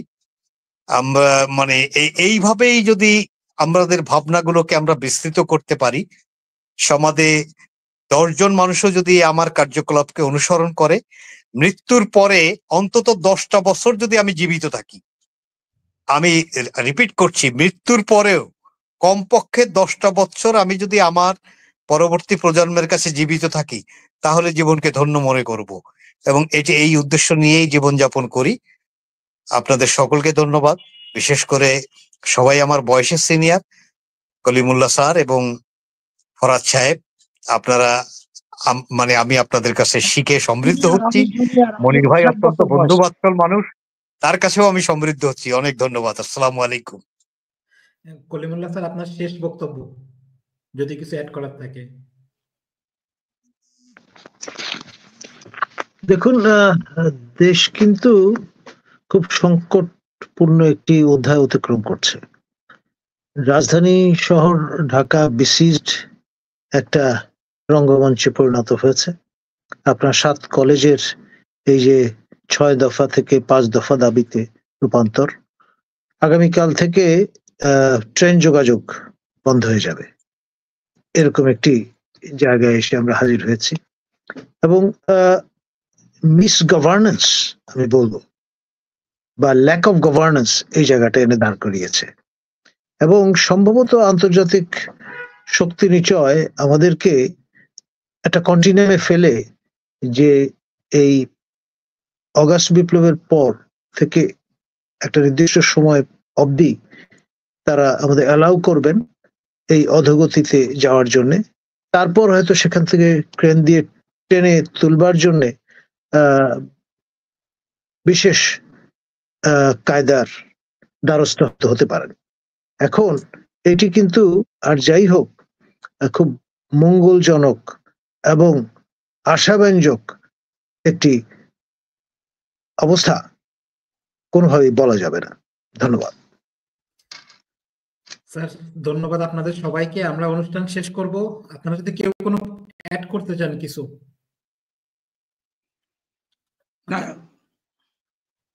We would like to take the rest. ওকে ওকে, অনেক ধন্যবাদ। আমরা আর প্রিয় দর্শক, আমরা প্রতিদিন অনুষ্ঠান করতে চাচ্ছি না, আমরা শুধুমাত্র সপ্তাহে 3 দিন করি, শনি, রবি এবং সোম। তো ইনশাআল্লাহ আপনারা আমাদের সাথেই থাকবেন। আমাদের পরবর্তী অনুষ্ঠান আমরা গঠনমূলক আলোচনায় করব, এই আশা রেখেই আমরা শেষ করছি। আসসালামু আলাইকুম, শুভরাত্রি। জি, শুভরাত্রি, আসসালামু আলাইকুম। ওয়ালাইকুম আসসালাম।